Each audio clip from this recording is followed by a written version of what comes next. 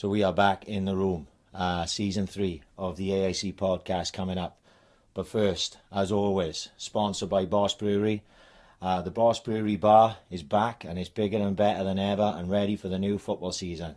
They have a new outside bar for quicker service on match days, and they're only 200 metres from the Liberty Stadium. They're now open from the earlier time of 1 p.m. on a Friday through to a Sunday night. They have a new takeaway setup inside, so you can go and collect more bottles, cans, and also 10-pint mini kegs for people to pick up and drink at home. And they are fresh off a court case with Hugo Boss. I'm not 100% sure what the drill is and that, but there's some sort of slander and liabilities going on. We love a bit of controversy. As always, sponsored by JMW Heating and Plumbing Limited, domestic and commercial, gas, heating, plumbing and building maintenance. 24 hours a day, 7 days a week emergency call out, covering the whole of South Wales and South West England. You can contact them on email info@jmwheating.co.uk and on the phone 0330 100 5286. It's 10% discounts for NHS and military veterans, 5% discounts for Swansea City season ticket holders and Ambition is Critical podcast listeners. You get a free quotation, safe contractor member and backseat accredited installer. Give Chili a ring and he'll look after you basically. And our newest sponsors, and trust me, they will be the last because I don't want to do too many of these, is obviously Jordan Maguire and the boys at the Bunkhouse, Swansea's #1 live music venue. They have tickets available for all gigs from www.bunkhousebar.co.uk, and you can get hold of them on all the usual places. They have an Instagram page, they've got a Twitter, and go and like their page on Facebook. You can see what's coming up. They've got gigs on near enough every night of the week, ranging from all sorts of music. And support your local live music venue. We're going to hear more from them. I was supposed to get a little bit more from Turk, but he's a very busy man, so he's going to give me a bit more next week to let you know what gigs are coming up and that. This is season 3 of the Ambition is Critical podcast. We're going to see if we can blag it again. We've got some new recording equipment. I don't know how it's going to go, but we'll talk about that on the other side. This is episode 80 of the Ambition is Critical podcast.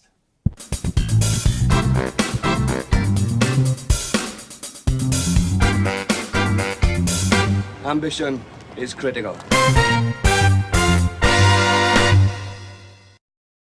Lost everybody.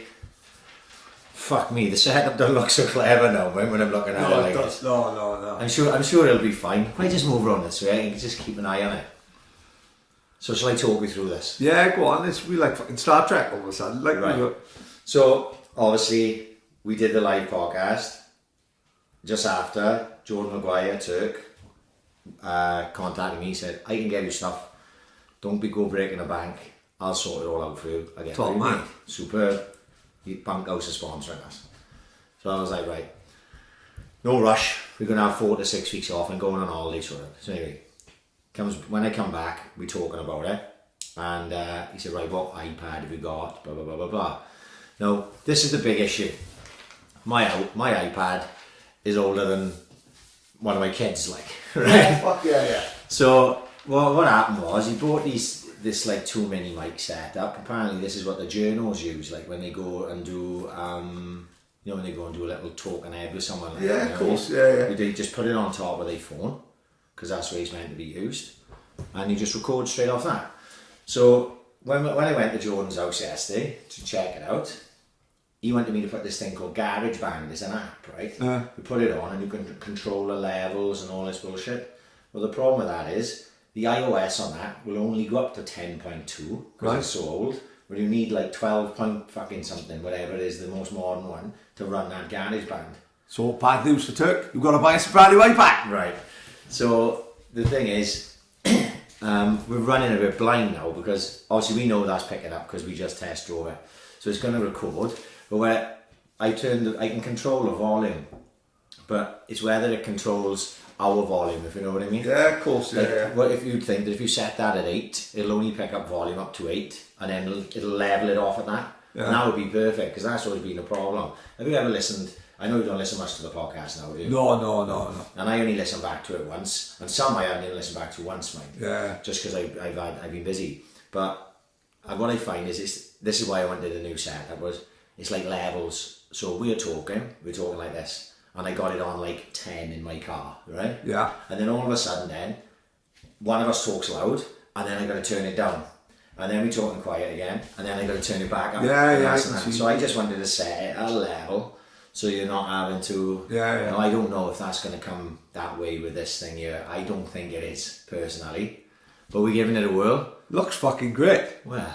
No, it'd be better than little Mike on top with Donna's Yankee Candle. No, but it never... I was always worried that Donna fucking likes it and we ends up fucking like London's burning you. Sick note, we both bursting through the fucking door. But and no one be able to fireman's left Donna, that's the problem. But it never let us down, did it? No, did it? Fuck. Fucking 79 episodes. Yeah. Well, we can't include the live podcast because we No. 78 episodes never let us down. And I was, because I'm such a fucking fag, I was so nervous about recording on this one. I thought, I'll bring the old mic with me. Yeah, I'll have it. Yeah. Health kick, no drinking in a week. I'll bring the old mic and I'll record it on my phone. Yeah. Just in case. But I think, because I've done the intro already, see, I've done any else just now, just to test them out. And we just done a little test. So I think we're going to be fine. I think we'll be alright. We'll survive. You know, I can't believe you haven't written anything down in the last 6 weeks. No, I'll be honest, right? Fuck me. It's awful. Have it been generally 6 weeks? 6 weeks. Fuck, we've had like a full summer holiday. School's up the summer like a teacher. It's back now, isn't it? Huh? It's back. Yeah. We could have probably done last week, but it is something. It is nice. I think with the live one, then Trundle straight after, we just had a mad fucking 3 weeks to me, and then I think it was good to have a break pre-season. Well, if you think back about it though, I don't know how much we talked about this, but we didn't have a break last summer because of the World Cup. Of course, yeah. We actually did more podcasts because we did Martin Moreland on a Sunday and we were doing like England versus fucking Algeria on a Tuesday. That's or something. Right. Yeah. You know, there was all sorts of things going on. We actually did more podcasts when I thought, you can't, for our sanity and for the, because you know, like people are going, you fucking do more. And I'm like, look, you can't. It's like there's just not enough hours in the fucking day sometimes. So sometimes you need to break it up, and I was like, come the end of that, because I'd been working so much and the kids, and then the live podcast took a lot. Well, it was the tickets. It was the tickets. It was the chasing with the tickets. Once I set it up on event, right, pretty much I had to go to Boss Brewery a few times, and then it was the tickets. Like 4 days out, you know the drill. 4 days out, and having buckets of tickets handed back. Yeah, of course. Which I knew I could shift off, but it was constantly, I was on my phone going, right, you wanted 2 tickets, do you still want these 2, blah, blah, blah, blah, blah, blah, blah. We still filled the place out, it was fantastic. But it was a lot on there, right at that last minute. Plus then, like, you know, there was pressure on us to get it right, wasn't there? I was, funny enough, right, I forgot my earphones in work today, which is a fucking nightmare because you've got to think about fucking life in general, but where it's going wrong and why it's so fucking scary. You want to drown out those places. Everyone wants to get all them. And then you start thinking of birds who banged on all day and walking around with a hard on that fucking town. It fucking looks weird, right? But so you can't have too much time thinking. But I was thinking about the live, and I thought, don't know what. It went fucking great, didn't it? We didn't really have a chance to talk about it when Trundle was there, but fuck me. I think everyone fucking seemed to enjoy it. Yeah. Everyone got fucking hammered. I had a fucking mare the week later when I done a night with Trundle. Alright, so well, me and fucking Sarah from Boss Brewery were having a chat and all that. And she said, it went fucking great the live night, didn't it? I said, I tell you what it fucking was. I said, it was this fucking beer, but yeah. I said, it was 2 boots, got everyone hammered. Turns around, points to 2 boots. It's LT10. Oh my fucking god. It was just pure silence. No one knew where to look. You know what I mean? My old man hadn't even had a fucking bottle of 2 boots. What's the score? We must be a fucking case going somewhere. Just to show my old man. Let him in behind the curtain. Like, go on, yeah. All it was when Sarah said to me, do you want to have a beer for the night? And my first thought process was, hang on, they're going to brew us our own beer. Oh yeah, what? Sarah mixing the ops with a feet. Yeah. So I was like, fuck, we've made it. Big time. Fucking forget it, we're retiring now. Yeah. And I was like, oh really, you're going to make it? And she was like, no, you fucking twat. You can just, basically, you just use one of their already existing beers. So we'd had Boss Bear, which is their lager. Right. And I thought, right, when you go in there, and a lot of people would never have been to Boss before, so what are they going to have? They're just going to pick the lager. What's lager? Of course, yeah. So, Apart from that orange cider is a little bit, in the words of Groundhopper, a little bit tasty. You know what I mean? Oh, not the Groundhopper. That's the bootlegger. Oh, the bootlegger, sorry, the Groundhopper doesn't do nothing like that. We'd be drinking a can of Pepsi, really. You know what I mean? But, yeah, so I was like, yeah, we'll have that one. So then on the night then, you know, they basically, all they did was they made us that little, the little design. Yeah. Which I gave you yours, didn't I? Because we had 2 of them. 2 what bottles? No, the fucking other things that were in the beer. Oh, yeah? The little pictures. I gave you one. What the fuck? I can't remember going, oh, my app. No, I brought it over here when we done Trundle. Oh, is it? Yeah. That could be it fucking well. Yeah, you fucking hater. I don't know what you've done with it. I put mine in with my tickets and my fucking programs and all that. Like, I should give that to my old man. I don't know where it is. Yeah. No, so basically, all it was Boss Bear. So if you want to know what fucking 2 Boots was like, or LT10 was like, it's basically, it was just Boss Bear. It's just their lager. Since she done that, I'm fucking on Hugo Boss's side. Fuck up. The thing is, people keep saying to him, where can I get some 2 Boots and all that? And it's like, no response then. Sarah could have been selling more beers if she just left it as it was. Fuck the Boss Bear. But it was a fucking shit hot night. I messaged Ryan Crow as it happens last week, like, and he was saying, what was the song he was singing? Fucking Home and Away theme too. Yeah. What he's saying was fucking his mother-in-law on a Wednesday night singing fucking Home and Away. I don't know. But he said, oh yeah, talking about the fucking live night.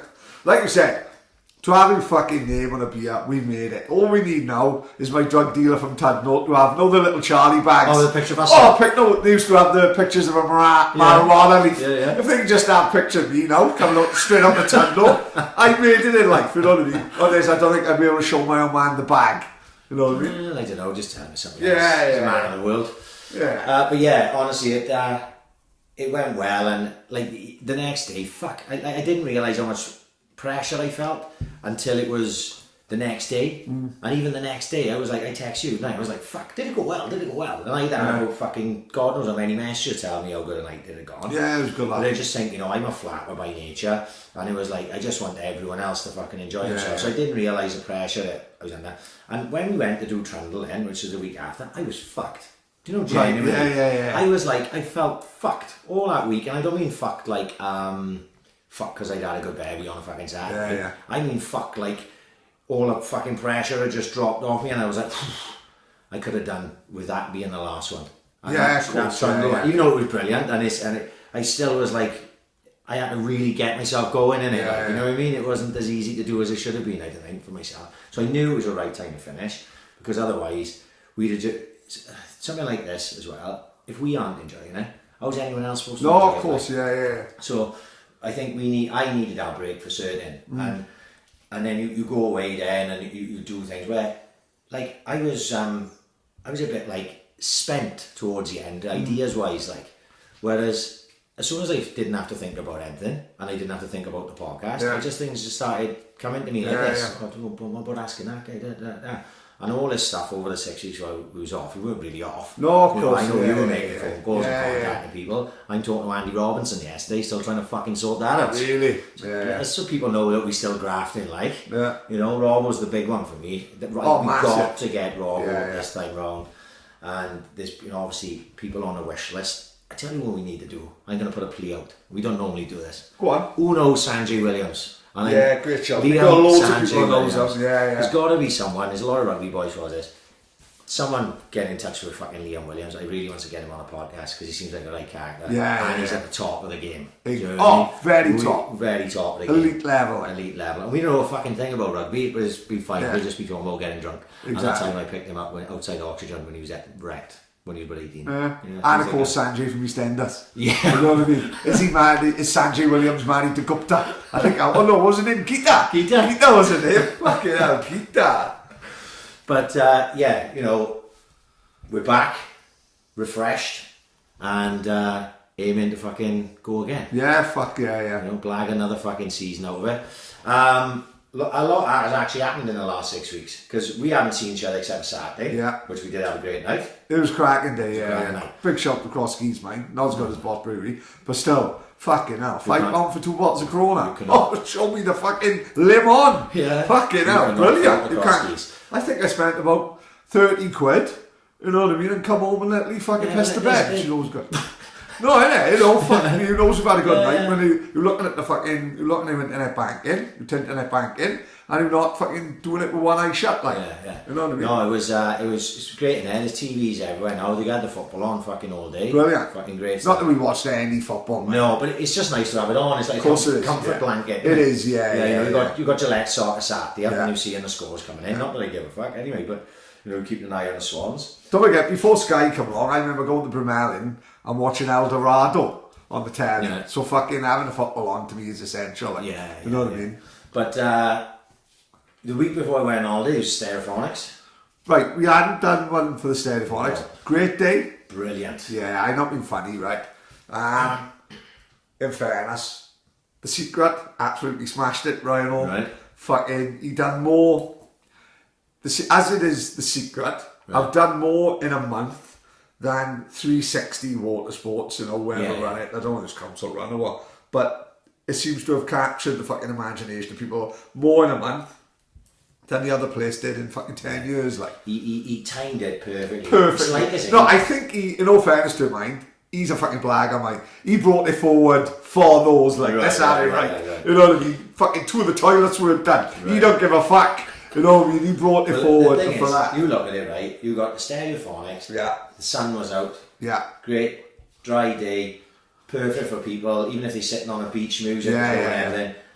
I wasn't down there because we came into the park. We went to the MINS Hotel for food. Right. It was loads of us. We had too many buses. And then we came in the top entrance and we were burying in the park. Well, the park was like escaping the fucking park. There was people everywhere. Not the people just outside the park. Outside the right, gate. I see. It's literally just in the park. Right, yeah. And people were walking down. I was bumping into loads of people. I bumped into loads of people to follow the podcast that I'd never met before. Yeah. Really? Yeah, I seen Gertson in the queue. Yeah. And I seen Clem, I think, just before I got in the queue. And I saw multiple people inside when I passed the point and all turned to that one. So I do apologise if I can't remember who else I saw. But it was just a fucking great day. It was. I think it was one of them where everyone went apart from me. Apart from you, yeah. No, fuck it looked outstanding in fairness, like. Yeah. Do catch any of the other bands or just the Phonics? Yeah, I did, but I didn't really pay much attention to it, truth be told. My plan was this, right? Because I had visions of when we went to Liam Gallagher and when I went to the Killers, where you can't have a pint when you're in there. It's a waste of fucking time because you can't get to the bar. Exactly. Right? It's surely, right, it happens with every gig you go to, like, so surely is it this big conspiracy that just don't want to have a drink? Well, this is... Or is it surely put more beer on, put more tents on? Because a lot of people were slagging the sound and the bar situation. But then... They must be going to a different bar. Well, this is what I'm saying. Someone right next door to them then is saying, no, I was getting served fucking, it's easy. And the sound was fucking brilliant. I had a couple of pints up the Manson, 3 or 4 pints, and then we bought cans, right? So I fucking always overdo it. I had like 8 cans of fucking whatever I had. I can't even remember. Cider it was. And so we were drinking outside. I bumped into Kyle Kopp. Who else I bumped into? Loads of people, right? So I'm in the queue now. And I said 2 cans. I drank 2 cans in the queue. I drank 8 cans to get in there. And I'd already had about 3 pints in there. I thought I wouldn't be able to get served anyway, don't worry about it. If I'd have just left it at that and didn't touch another drop, I'd have remembered everything, I'd have been fucking sound. Oh no. I goes up to the queue to have a nose, and someone goes to me, it's easy to get served, man, I just got served in 2 minutes. No way. I jumped in the queue, it looked daunting. It was like zigzagging like this, like all the way to the bar. I thought, fuck, it moved quick.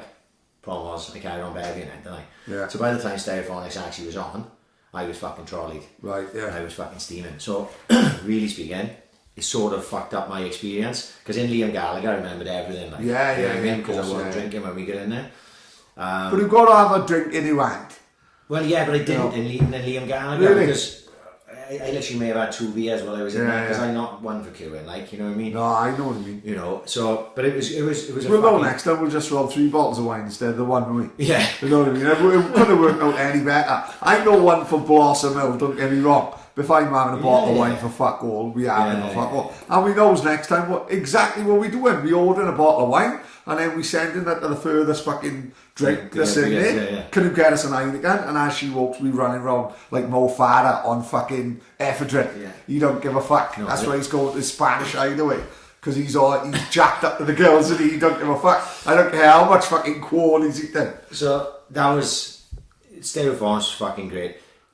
My missus had a mare though, because she said to me, we had a spot right up on a hill at the back. Yeah. There was loads of us there, like I say, we had too many buses, right? We weren't down the front. And she goes again to me, if you want to go down mine to get in the front, then you can crack on mine. Right. I'll be alright, Burger, just come back and meet us. Which is like red rag to a bull, isn't it? Yeah, of course. Tell us you Tuesday. 3 hours we was gone. No way. We was in the mix, we was at the front. I don't know who I saw all together, right? Because me and Louis was on one. Right. Lost everybody because everyone else left. We were still in the park. I think we were the last ones to fucking leave. Yeah. So I ended up then like a twat. I promised myself, I knew I wasn't going to be able to get a taxi. I said, I'm not going to walk into town to get a taxi. It's worthless. From Singleton Park, I'll just walk through Sketty and walk to my house. It'll take me about half hour, 45 minutes, even if I'm pissed. Like, right? Oh no, what do? Louis goes, come on, we'll go for a curry. Walks into town. Mate, they were queuing to get in curry houses. Really? They were queuing out the door like they were nightclubs to Right. get in the curry houses, right? You couldn't get, I didn't see a fucking taxi, right? Yeah. I ended up, I queued in a Vosges with Louis. We bumped into his missus and a few others. And I queued there for about half hour and I gave up. I went, fuck Really? this. And I walked home. So I ended up fucking walking from Singleton Park into Stretch, town. mate. And I'm Fuck in my house. me. Yeah. That is a stretch. Yeah, fucking steaming drunk as well, like. But at least I fucking got home safe and fucking tidy, like. But that's, in all fairness, it happened with Pete Tong. We had a fucking result as it happens. Like, week later, was it a week later or 2 weeks later? I was on holiday. So it was a week. It was a week or week. No, it was 2 weeks probably. But I was in Bulgaria. So we didn't have no tickets. Pete Tong is playing fucking Pete Tong's playing Harper State. I'm in work in the fucking morning. Not going at all. Like, looks out. Denty's going. Lisa's going. Angie's going. Fisher's going.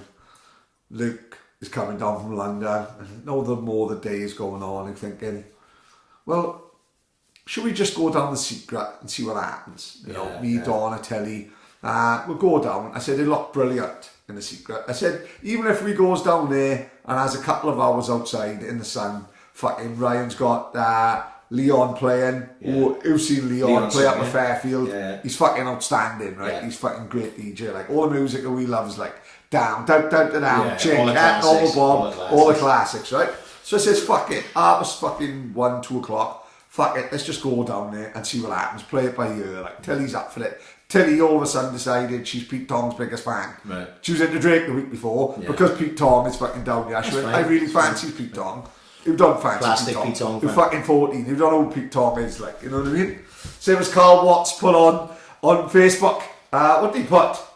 It went Pete Tong. I don't think he quite grasped the fucking. I don't think the Cobra grasped the singing. He put on Facebook like, it went Pete Tong. No, it's gone Pete Tong. He's had too many fucking jabs to the fucking street to be the Cobra. But he's brilliant. We love him. He's fucking excellent, right? So we goes down the secret. Bumps into Sermon, Carly Draper, Kate. Brilliant. They all there. Big huge bag of Stella. Pulls up, starts having a chat with them. They're the same as us, so very good friends with Ryan all. How can we go drinking on the beach now when fucking Ryan's got his barber? We're not cunts. We got to help a friend and our mate out, you know what I mean? So we park now. The parking thing, one working, right? Couldn't get a ticket. Turns out it was all for spastics. Only spastics. It was a spastics car park, right? I didn't have my old man's blue badge, like I usually do when I go into Tesco's, parking in for 5 hours, just run outside. You would have done an impression of playing Paddy again, like you did in Malia. Exactly. I tell you, would have gone mad. I'd have ended up walking up the water like Reggie Perry, would I? I'd have been fucked and drowned. Like I ended up bagging that bird in the sea in Malia. Nightmare, you know what I mean? We do not want that. Someone robbing my clothes. And I'm running around Malia with my fucking grits. No, that's not happening again, right? So he pulls up, talks to fucking Carly, talks to Sermon. They puts 26 bottles of Stella in the boot of my car, which I do appreciate, because the next barbecue I have, I got ice cold Stella, I can't wait. There's no way I'm going up Sketty to drop it off to Kate Edwards' house. Fuck that. They all loaded anyway. They ain't going to miss 26 Stella. So they in my boot, nice and cooling down nicely for the next barbecue. So who walks out to nowhere? This fucking toilet. There's Ryan Hall and his missus. Fantastic. He walks me in the back way. Do you know what I was like? I was like Henry Hill in Goodfellas. You know what I mean? Going through the kitchen. dun, dun, dun, dun, dun. He walked up to me and he asked me if I wanted to dance. All of Future Sopranos cast there. Exactly. And he was there with his boy. Every time, you two, every time, right? Ryan all gets me in. Peroni on the house. Till he thinks I'm a fucking superstar. Right. Till he thinks I'm Peroni on the house? Peroni on the house, Ryan, don't fuck about. Well, the first 3 was on the house, starts charging rent. We went on the beach here with bad cats. Don't tell him, no, for fuck's sake. Goes in the secret. Don't know what? Absolutely fucking brilliant. And I'm not just saying, actually, my friend. It was amazing. No fucking, that's it. Jack Carter loves it. Yeah. Could be anywhere in the world. Yeah. Mate, Leon's playing. The sun is shining. Peroni on tap outside. He had more toilets, because don't forget, the dull cunt never done a fucking event before. Stereophonics, there was only 2 shitters, I think. There was all, some bird were mad on Facebook. I went in heavy on it then. Me and Renee went in hard at that. Right? Good fucking hell, give the kid a break. Like, it's the first one he've ever done. Yeah. And he moaning about the fucking toilets. Like, fucking hell. Hakuna Matata, like, fucking chill out. People love that fake, like, anger. Oh my God. Full of it. Especially on Facebook. What did they say? Disgusting. Only 2 toilets. They blamed Ryan for everyone dumping their rubbish on the beach. Fucking come on, like, you know what I mean? Ryan's trying to earn a coin. He don't care about turtles in fucking Madagascar, did he? He don't give a fuck. Like, he's selling Cake Boss fucking cakes at the Optimist. He don't give a fuck that the turtles dying in Nicaragua. Fuck off, like. Yeah. So he obviously got his fucking shit together then for the fucking Pete Tong. Way more toilets, way more staff. In fact, I think he said Stereophonics was too mad, too fucking crazy. Couldn't enjoy. He said Pete Tong, little bit quieter. He'd done it before, so he was more organised. He said it was the best day. Perfect, yeah. It was perfect, and I probably agree with that. I obviously didn't go to Stereophonics. Before I can gather, it was fucking crackers everywhere. Oh, it was mad. Mad, because every single person in Swansea. I've never seen Swansea. Everyone who knows was there, wasn't it? And he said, with Pete Tong was a bit more chilled. But in all fairness, mind, Secret was fucking bouncing, outside dancing. It was like being back in Cool in Ibiza in fucking 93 with Alfredo playing the theme tune to Hill Street Blues. Right? Brilliant, amazing. Everyone turns up, couple of cans on the beach. As you do, it's fucking perfect. Till he's 14, couple of sneaky dark fruits, like, you know what I mean? Yeah. Try not to get her on the Charlie yet, she's a little bit young. No, come, it'll all come. 2 years. No, she's going to put her money in, and you don't mind so much. Yeah. Exactly, yeah. So, cracking fucking day. Don't forget, we haven't got tickets now. Right. So I said, right, we'll go early. 5:30, we'll be up there, and we'll get in early. We didn't. 8:30. Don't forget, our cars were there. I don't drink so much now. She'd had a fucking gin. But then she went, the plan was me and Telly would go, Donna would sort of drive home and fucking see what happened. I said, look, let's give it a go, see what happens. Gets up there, few touts it, in all fairness. Right. What do you want? 50. You wanted 50 quid each. We said, there's no chance. Donna went, there's no chance of winning that. It's half a state now, time's ticking on. We looked at him, Mexican standoff. He says, give me 50 quid for the 3, right? So it was always a hell of a drop. I think it was like Rod. I think it was like no trigger and only fools know it when he gives Rodney the tenner back, right? So 50 quid for the 3. I'm thinking he's ain't gonna work. Donna's goes through. Tilly's goes through. Mine. Oh no! Looks at the security guard. He's on fucking £3 an hour. He looked at me. He went, "Fuck! I don't give a fuck."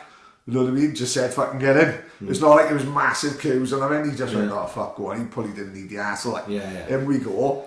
What a fucking amazing night. You look good, the videos. Amazing. Just fucking Pete Tong, but playing classics now. And I mean fucking classics with the orchestra. So everyone is a fucking banger. Like every single one is fucking bouncing. Something happened halfway through. I'm not sure, something happened with the orchestra. Pete Tong didn't give a fuck, he walked the orchestra off. He said, come on, we going. And then they come back on in 10 minutes. Brilliant night, amazing. Tilly fucking loved it, which is what he's all there for. And then at the end, because Donna had a fucking drink, granted, I did have a fucking parking ticket in mine. So technically the day cost me £70 extra. Right. But, no, at the end, when she hadn't drunk, you can't get a taxi. We got in the car and just drove home lovely. Yeah. I know we were looking at the crowds walking and they were like, she said, no, if I'd had a fucking couple of drinks, we were walking home, right? Yeah. Everyone got sandals on. who fucked its hell of a fucking strut, you know what I mean? I know Donna started Funky Punk, but she'd have been fucking tapping by the time we'd have got the Dockers, let me tell you. No. Brilliant, like, though. In a class of Swansea's putting them on, no. It was the problem is with Swansea is you can't trust the fucking weather, can you?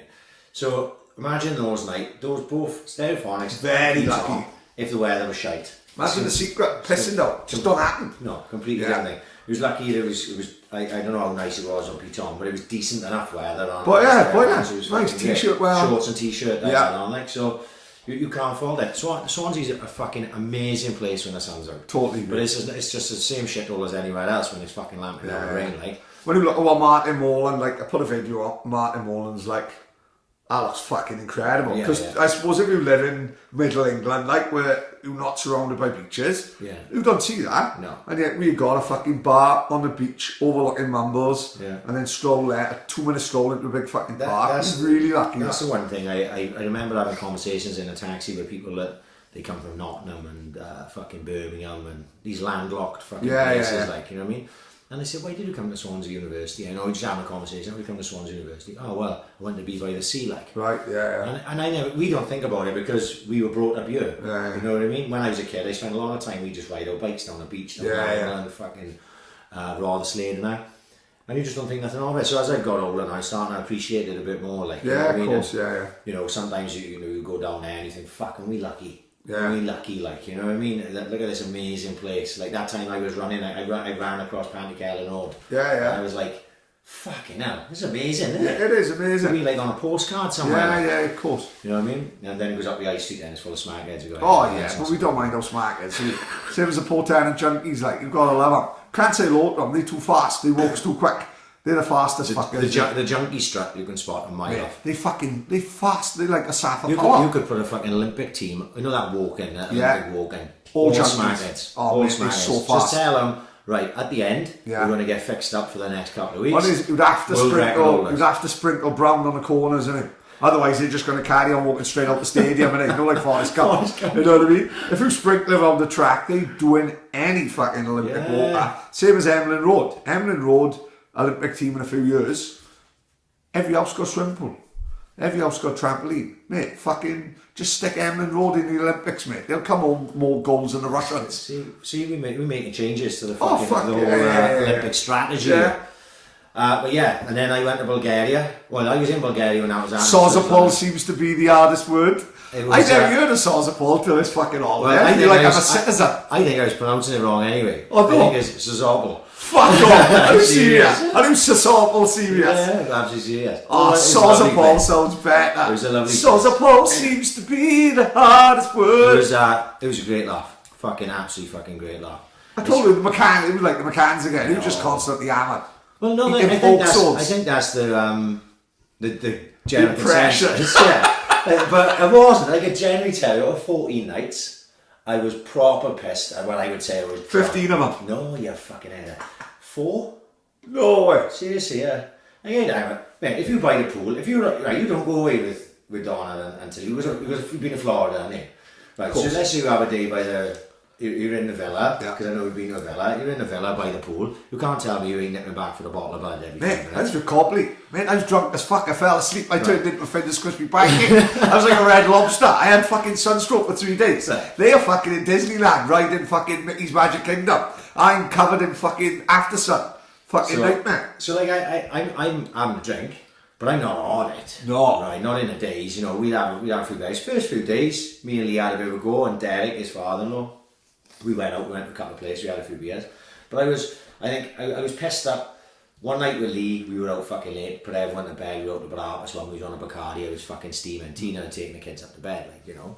And then when we had the fucking barbecue for our birthday, we were DJing and fucking around that one, we was drunk as fuck that night.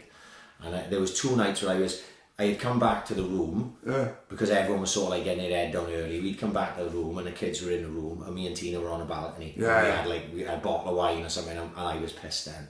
But that was it really. Like, I was having a drink all the time, but I wasn't fucking leathered falling around the pool like we would on holidays. You know, fucking running around. Tipping the Orson, remember you tipped Kevin in the pool, he fucking fell asleep, fucking nearly drowned him, he didn't give a fuck. I'd never seen was more worried how fucking France, Argentina got off. There was a moment when that chair with Kevin on landed in the pool where he was still asleep.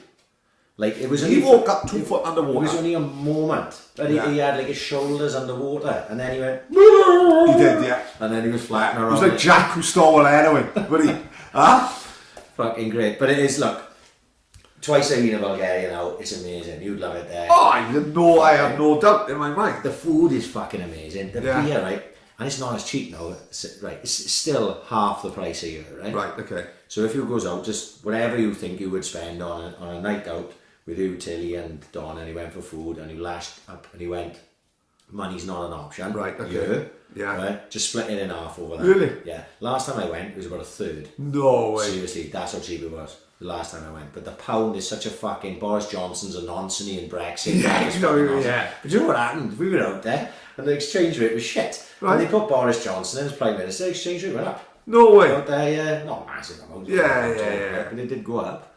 So... Tickle me, Jay Morris. Jay Morris is in Swansea now. Is he really? Well, when he tagged is he? Yeah, well, Corker and all them. Is he with Kevin Ross and that? Yeah, they staying where we were. Oh, is he really? Yeah. So, because obviously Matthew Richards, no. Oh, of course, that's the gaff, like. It's Kay and Derek. Yeah. Matthew's parents, Lee's, father-in-law. They got a house there, right? So this complex, right? If you imagine it, if you looked at it, it's like a horseshoe.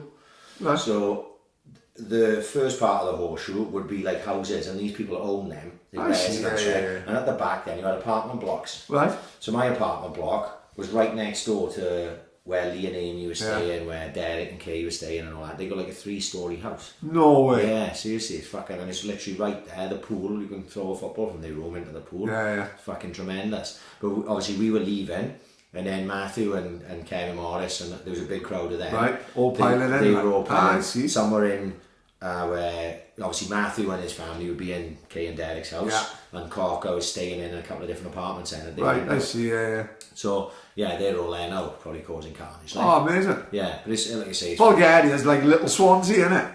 Well, I said, yeah. And, it's not like Sunny Beach and that, which I never fancied, to be honest, because it's like taking you...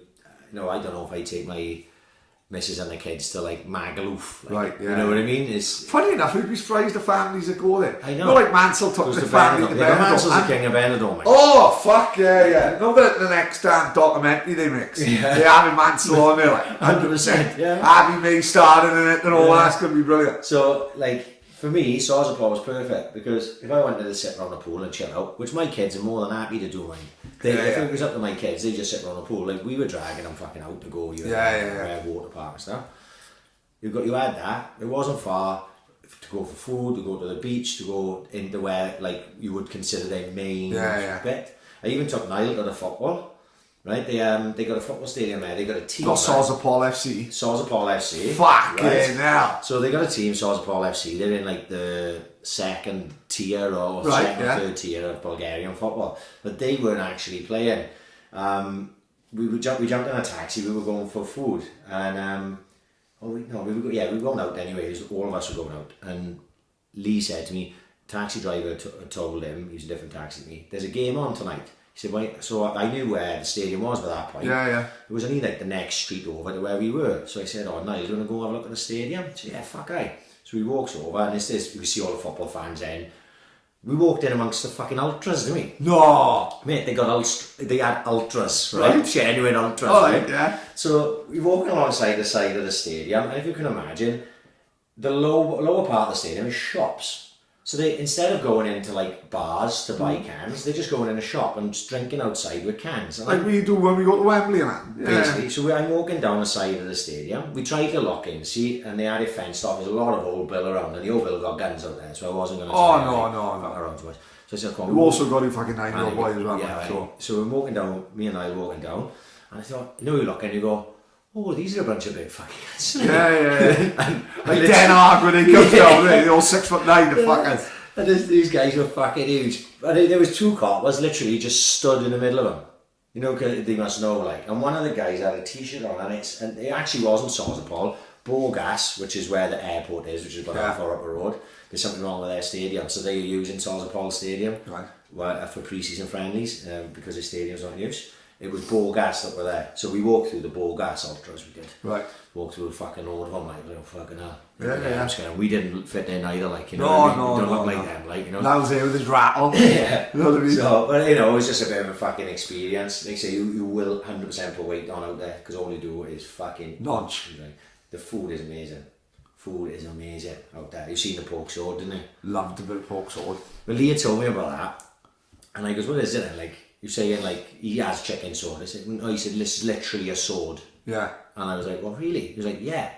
Well, when they brought my fucking pork sword out on a sword, literally like, you know, King Arthur pulled out of the fucking bit of rock, right? Yeah. And it was fucking awesome. The food was awesome. It was the best thing I had when I was there. Can you remember they used to sell them in Elio's? Well, that was espetata, and they hang it from the ceiling. I lost it there, Keavney. Do you know what Keavney calls it when he orders it in Madeira? What? Chicken on the ceiling. Can you have a chicken on the ceiling and chips? Yeah. And they all knows him. JK's in there every other night. He knows JK well. JK Boxer Works, does in there, every in there. He loves it, yeah. Oh, mate, he loves a chicken on the ceiling. I want to go to Madeira just to have chicken on the ceiling. But then we has chicken on the ceiling and we goes next door to the Ambrian. Oh, and they'll have a rock band in on the Saturday afternoon. We dancing on the tables. Yeah. Even though don't forget the Ambri's full of junkies. It's all the bikers and that. Oh, it's full of junkies and bikers. We goes in there. The guy's like, get down dancing off the table. We the guy's injecting in the corner. You crazy cunt. He's like slacks all right. You know what I mean? But he keeps him in there. We're there. They haven't even got Sky. We're watching the results on teletext. Fucking crackers and kicked us out. Another place I went for food, right? They love their food out there, the way they cook. They had this big like fire pit, right? And they had one, it was like a full pig on it. Loves that, right? Yeah. And they had the other one above it was about 10 chickens on it, rotating above this big open fire, right? So I had seen it and I said, oh, we gotta go there for food one day. So it was only me, Tina and the kids. We'd been for a little wander around. This is about midday, like. I said, come on, we gotta go in. But Derek had said to me, oh, if you're gonna go there, do you know what that's called? Because we'd go, what would we call it? Rotisserie chicken? Yeah? Exactly. Right? Oh, no. Donna would get it wrong. She'd call it patisserie. Right. Patisserie, she would. No. There, they call it chicken on a stick. Keep the half Bulgarian, didn't he? I think that's what he thought. I opened the menu, I thought Degsy's having me on. I'm not ordering no chicken on a stick. I'm ordering rotisserie chicken. It looks like that. What is it? Chicken on a stick. Makes sense, so. Yeah, it is you know chicken. What I mean? It's on a big stick, I suppose. Yeah. Fucking awesome. Food was fucking tremendous. Did you go on holidays as a kid much? Only twice. Twice I went away. We went to Salou, went to Barcelona Stadium and all that. My old man had the shits for 4 days, proper Spanish shits, right? Salou shits. And went to a place called SRT. Right. SRT, it's fucking spelled like. And we always went on a bus. I never went on a plane until we went to Miami. We were on a bus like. Oh, I couldn't fuck that bus nonsense. 2.5 days, mate. Fucking ridiculous. Honestly, I'll never get when we was in Salou, right? We tried. It took fucking 2.5 days, mate. Travelling through France and fucking Alps and the Pyrenees and that. And always fucking surprised me why Hannibal crossed the Alps, didn't he? What, the 18? No, not the fucking. Hannibal crossed the Alps. He walked across the Alps. This is in the fucking 1700s. Right. And it always surprised me as a kid that disabled in Welsh is Hannibal. Right. So Hannibal couldn't have crossed the Alps. He was fucking in a wheelchair. He was absolutely. So I always remember that as a kid. And I'll never forget, we was with this family from Bridgend and they were leaving at 10 in the morning and we were leaving at 12 in the afternoon. And they was getting in Bridgend at half past 12 and we was getting in the house 3 days later. No, fuck all that. It was fucking party. We picked up this family from Liverpool. I'll never forget him. This kid called Gregory, right? So he about 7, looked like a Cabbage Patch Kid, right? Caused carnage on the bus, upstairs and down. Oh, mate, I'll never forget this fucking scouser saying for 2.5 days on the bus, Gregory, get some Gregory. My man's like, I'm a fucking judo flip fucking Gregory up the fucking roof now. My fucking head's going. Gregory caused carnage, like, you know, no one can sleep and fucking, you were uncomfortable for 3 days. Like, oh my God. The first time I ever heard of anyone travelling on a bus, I didn't even know that was a thing until we went to Lorette Mar. Right. And remember the girls from Swansea that came out, Imogen and Laura Squibb and Sean. Sean. They were all there same time. They came over on a bus. Really? And I was talking to I can't remember who I talked to. was telling me, and I was like, what the fuck? You came over on a bus? I know, fucking crackers. What the fuck is that? I know. No, you fucking joking. 2.5 days, man. Fucking. I'm thinking of sitting on a bus now. You know what I mean? Especially if you don't want to go to the toilet. I'm fucking 7 years old. Maybe older than that. I don't want to go to the fucking toilet. I think it's fucking shit. The story I remember from fucking going abroad, right? We went to the same place twice, right? It was in Cala di Mallorca, right? And same place twice. That's old school as fuck. That's my old man with his speedos on and his moustache. That's why we like it. This is 80s Bill. No one's fucking around. He's like Tom Selleck. I can imagine. So there was a couple of days there. I think it was the second time we went. I remember the first time we went, all I did was play football. They had like a football pitch, you know, it was like made out of like running track. Yeah. I remember burning the back of my legs because I spent so much time. No 3G in them days. Oh my god, no, not at all. And I think the second time we went, we had a couple of bad days. So it was like, right, we've got entertainment on, we're going to put some films on in the day. Right? And in we goes. What film they put on? Rambo 3. Nice. With all the kids, with all the kids. Yeah. What film they put on second time? Didn't sleep for about 2.5 years. Go on. Nightmare on Elm Street 3. Fucking hell, what are they thinking? Dream Warriors. Hell of a film. Now I'm an adult. 1, 2, Billy Pridmore's coming for you. I was having fucking nightmares for fucking days. That was in the afternoon, mind. I tell you what game I watched out there, I'm thinking about it now. It was a 1990 World Cup. Argentina versus Cameroon. Do you know Roger Miller? And they smashed Canija up in the air. That's it, yeah. That game I watched out there as well. That was only 2 times I went abroad with my parents when I was a kid. Until I went to Maglo for you. We went to, like I said, we went to this place, SRT, we called it.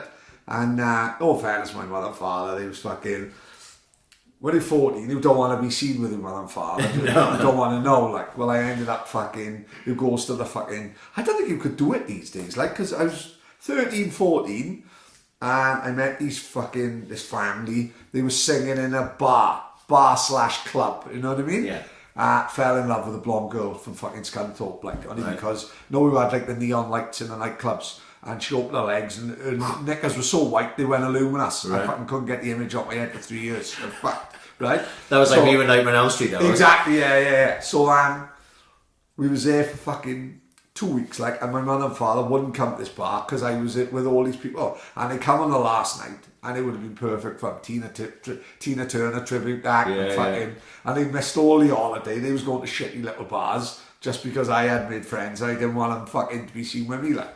Well, I remember with this family then, all the youngsters then went into like the town, and it was like a Simpsons bar. There was all fun pubs then, wasn't it? You know, so it was a bar based on the Simpsons. I'll never forget seeing a guy. He must have been about 17, 18.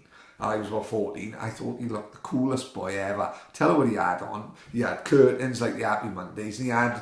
Can you remember the Ipswich Town football shirt with the strings? Yeah. Like United. I seen that, and United had similar one. I seen that. That's the coolest fucking thing I've ever seen, like, you know. And then, they said you've got to be in by 1. But then I'm walking around the Spanish streets, and I'll never forget, I looked round, I was on my own, I fucking shit myself. No, because I thought, where the fuck am I? I'm in the middle of the Spanish town on my fucking own. I'm only fucking 14. All you can hear is the cockroaches, which you don't even know what the fuck that is when you're fucking 14. Crickets, you mean? Oh, crickets, that's what I mean. Cockroaches were on mute.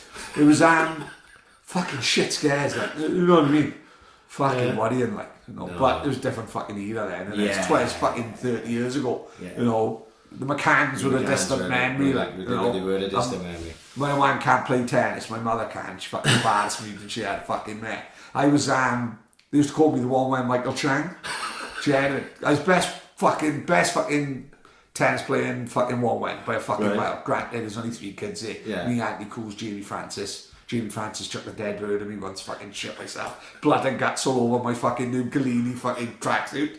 Right? So my mother said, I used to play tennis as a kid. I said, we'll have a game, is it? Thinking, and smash this fat cunt on the court, like, she's gonna know what it is. You know what I mean? I have her running, she's gonna be sweating, she's gonna be fucked, like, in a minute.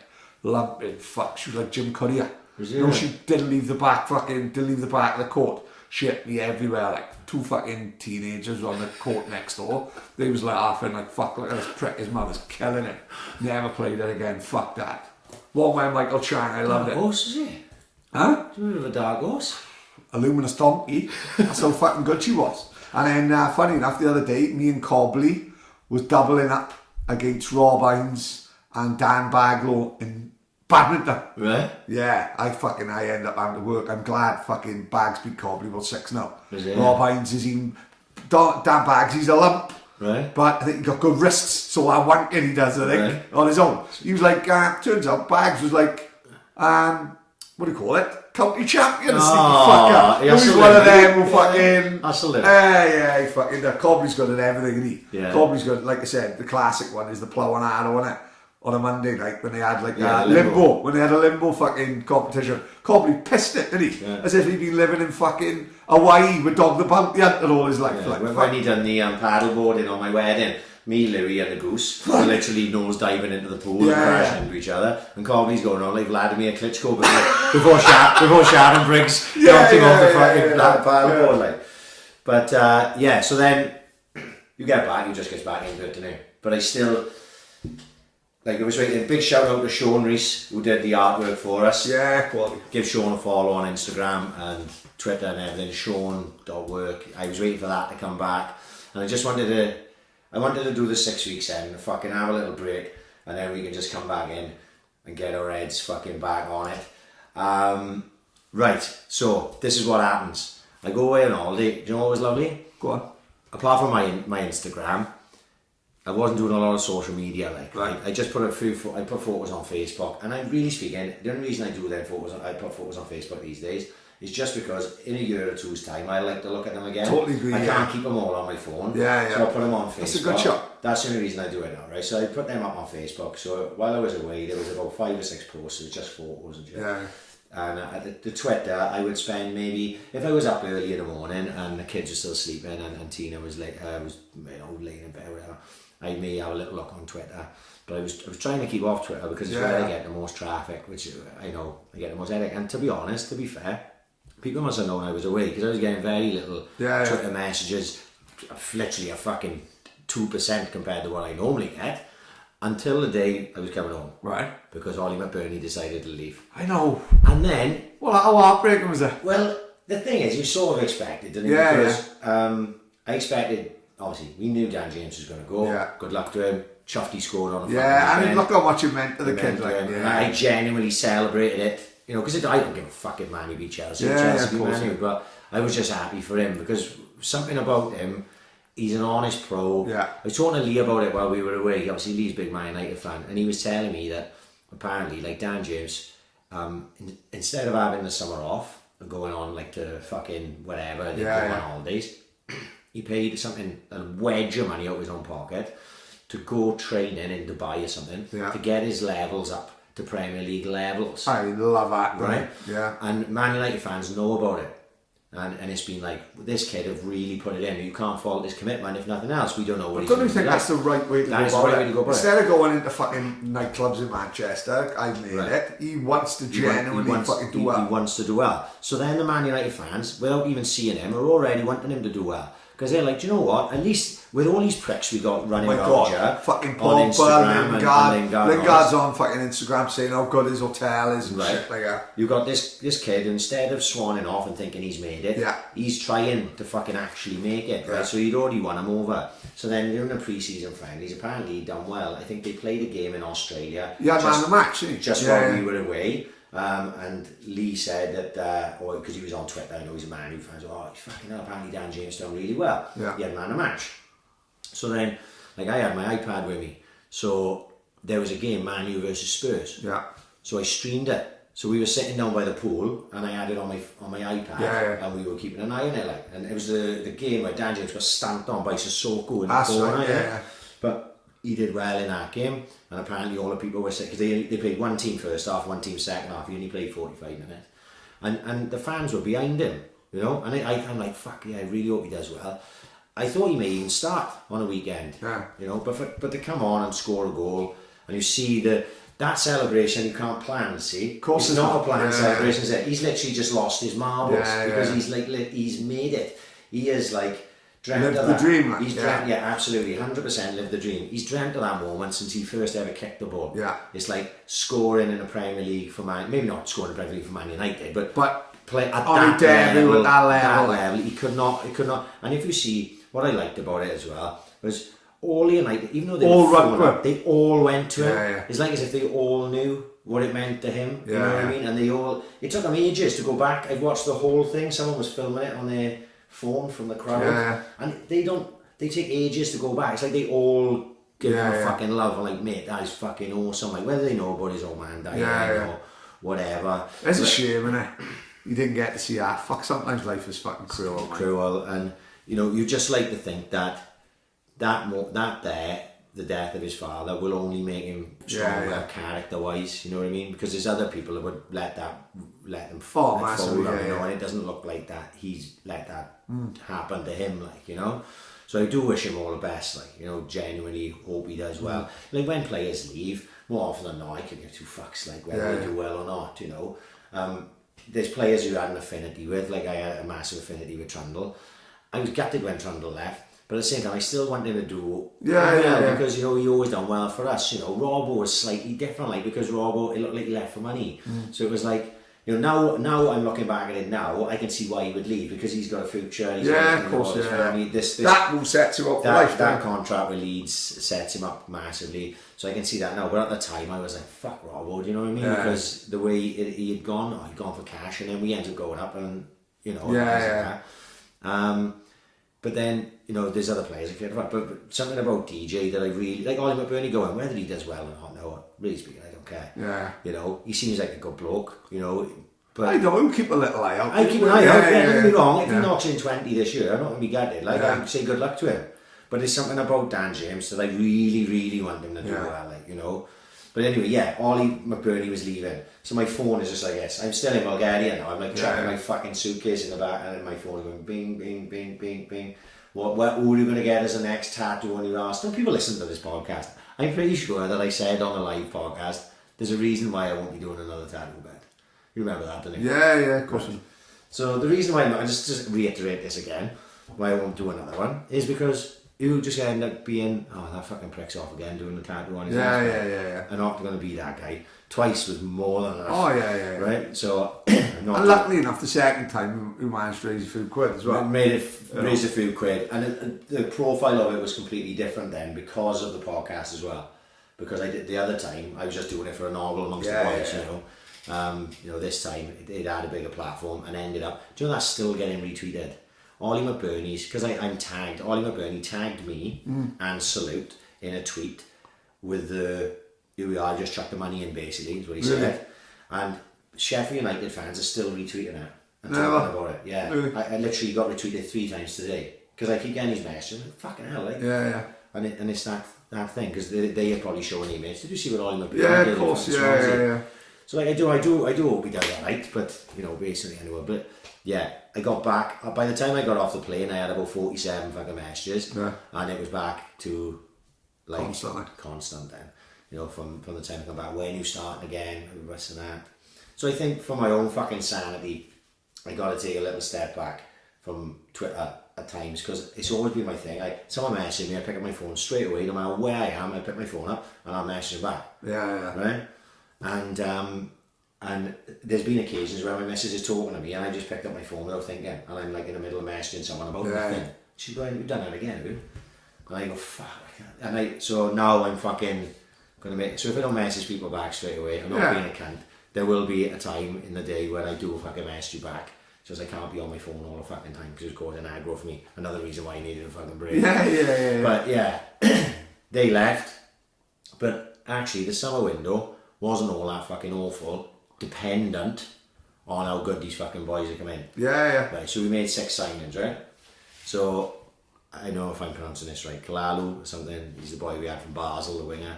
Peterson, who I saw a video of, and I saw him at the Hull game. I saw the video of him, he was playing for Heracles, he looked like fucking the second coming of Cristiano Ronaldo. Like he was sticking them in a stand, he was murdering people on a wing. I don't think he's produced that form yet from what I saw of him. I don't know what he did against Derby because I didn't see it, only the highlights. But apparently he didn't do a lot in the week. Surridge, the boy from Bournemouth, who apparently was fucking hopeless against Northampton, but he's still young and obviously it's his first game, so give him a chance. Woodman, the keeper, who flapped at a couple of Hull, but then saved a penalty against Derby. he's probably going to be better than Nordfeldt and fucking Mulder over the course of the season. Bidwell, who I'm a big fan of, because he's literally just stepped up to Swansea Senior League. Right? You know, him hacking that fucking boy over on that Saturday, the Hull game was fucking amazing. Literally got me off my seat, like, because there's some.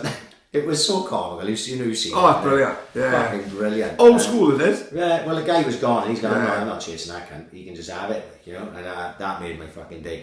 I think, football-wise, I don't think he's going to be the greatest footballer in the world, but he's never going to shirk a tackle, and he's going to be pretty good defending-wise. I think we're going to be all right with him. I haven't seen Wilmot yet. He played in a week. He was the boy we had on loan from Watford. But depending on how they come, we could be all right. I actually think you know, over the years, my thing have been, you know, we've talked about it. You want young, hungry players who got a point to prove, like, and that's what we built everything on. Yeah. Even when we went up to the Premier League, look who we bought. Like, we bought fucking Danny Graham, young, hungry, untested. I'd say he done well for us. Yeah, he scored some good goals. I'll never forget his first goal for us, 1-on-1 with the keeper. Dinked it over the keeper. I thought, that's what he wanted striker to do, 1-on-1. Yeah, you look at his record for us. It's not awful, you know. You know, we look at those players, and the start of last season. This is just a comparison now I just thought of, right? You start of last season, people knew Dan James was talented, but people didn't know what was going to happen come the end of the year. Yeah, of course, right? So all these guys, you've got to think of them like the potential Dan James is, like, you know what I mean? And they probably won't get at that level. No. But as long as they get somewhere, you know, on a positive, like, you know, what we'll find out, and it'll take time, what we'll find out is no matter how, you know, how hungry they are, you can't disguise a lack of quality. So if they aren't any good, then they'll get found out within the first couple of months. But I think, you know, the next thing then was keeping the big players. Like, we knew DJ was going, and we were very likely that Ollie McBurney was going to go.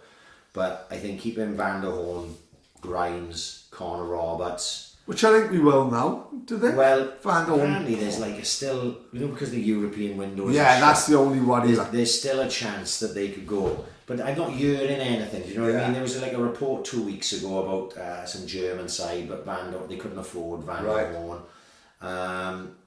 You know, remember fucking Swans put that smoke screen out the day after Hugh Jenkins went? Yeah. They talked about Van der Horn contract. Right? That never fucking materialised, right?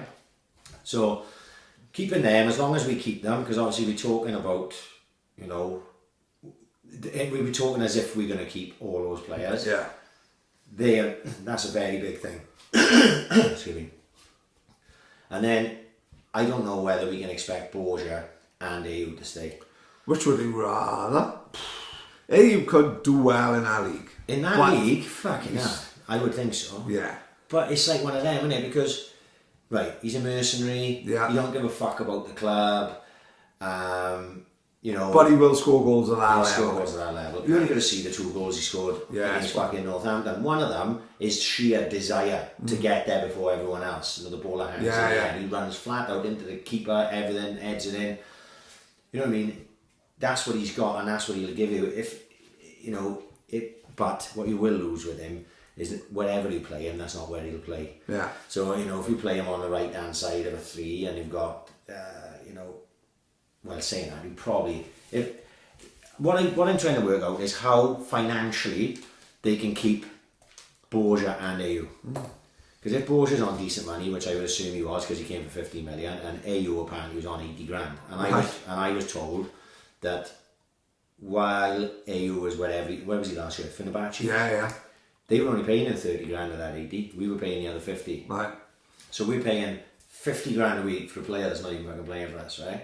So if he is on 80 grand, if that's right. Who's his agent? He's done well. He's done very well, wherever he is. If he is on 80 grand, how can we sustain paying him 80 grand a week in the fucking championship? Exactly. I don't know whether we can. So I wouldn't be surprised to see AiC go on loan more than Bourgas. But I can't see the 2 of them staying. If the fucking 2 of them staying, if the 2 of them stay, genuinely, we could win that fucking league. Seriously, that's the difference. Like, because Bourgas will get goals. Bourgas, I would assume, will open a kiss at that level again. He'll get 15 at least. Yeah. You know what I mean? but AU will get plenty in that division, I would say. But I just don't know how financially we'll be able to keep them. Like, so when does the window shut?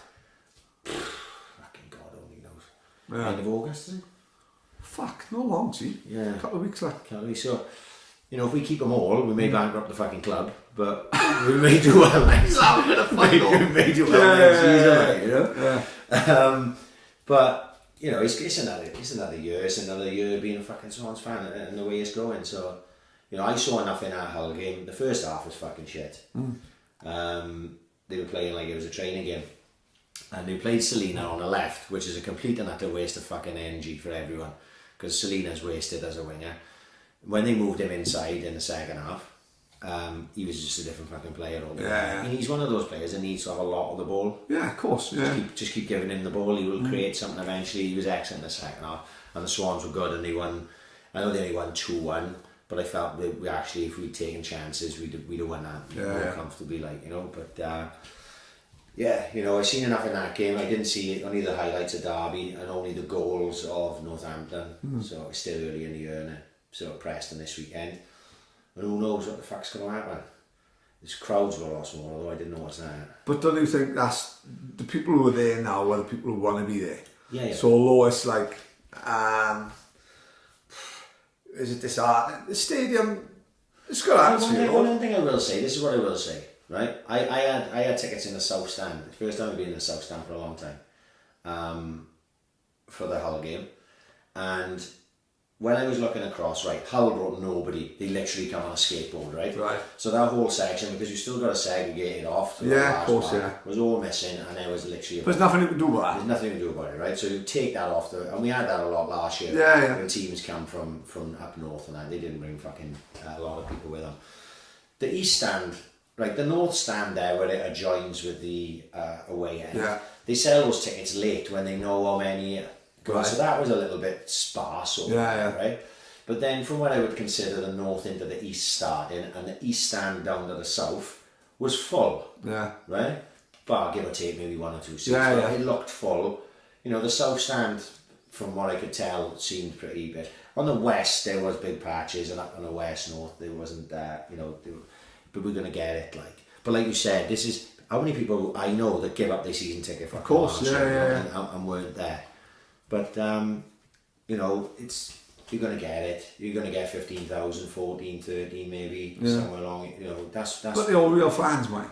Yeah, the people who want to be there, genuinely want to be there, and will always be there. And will always be there. Yeah. So I'll still go a load, as much as I fucking possibly can. Yeah. So especially because my boy loves it, so he'll drag me to loads of times. course, I fancy going to but. I was surprised to see that they talked about Swans Cardiff not being a bubble trap. I think you'll probably find it's still going to be a fucking 8-hour fucking round trip. They just haven't called it that, you know what I mean? You'll still be waiting, you'll still be queuing.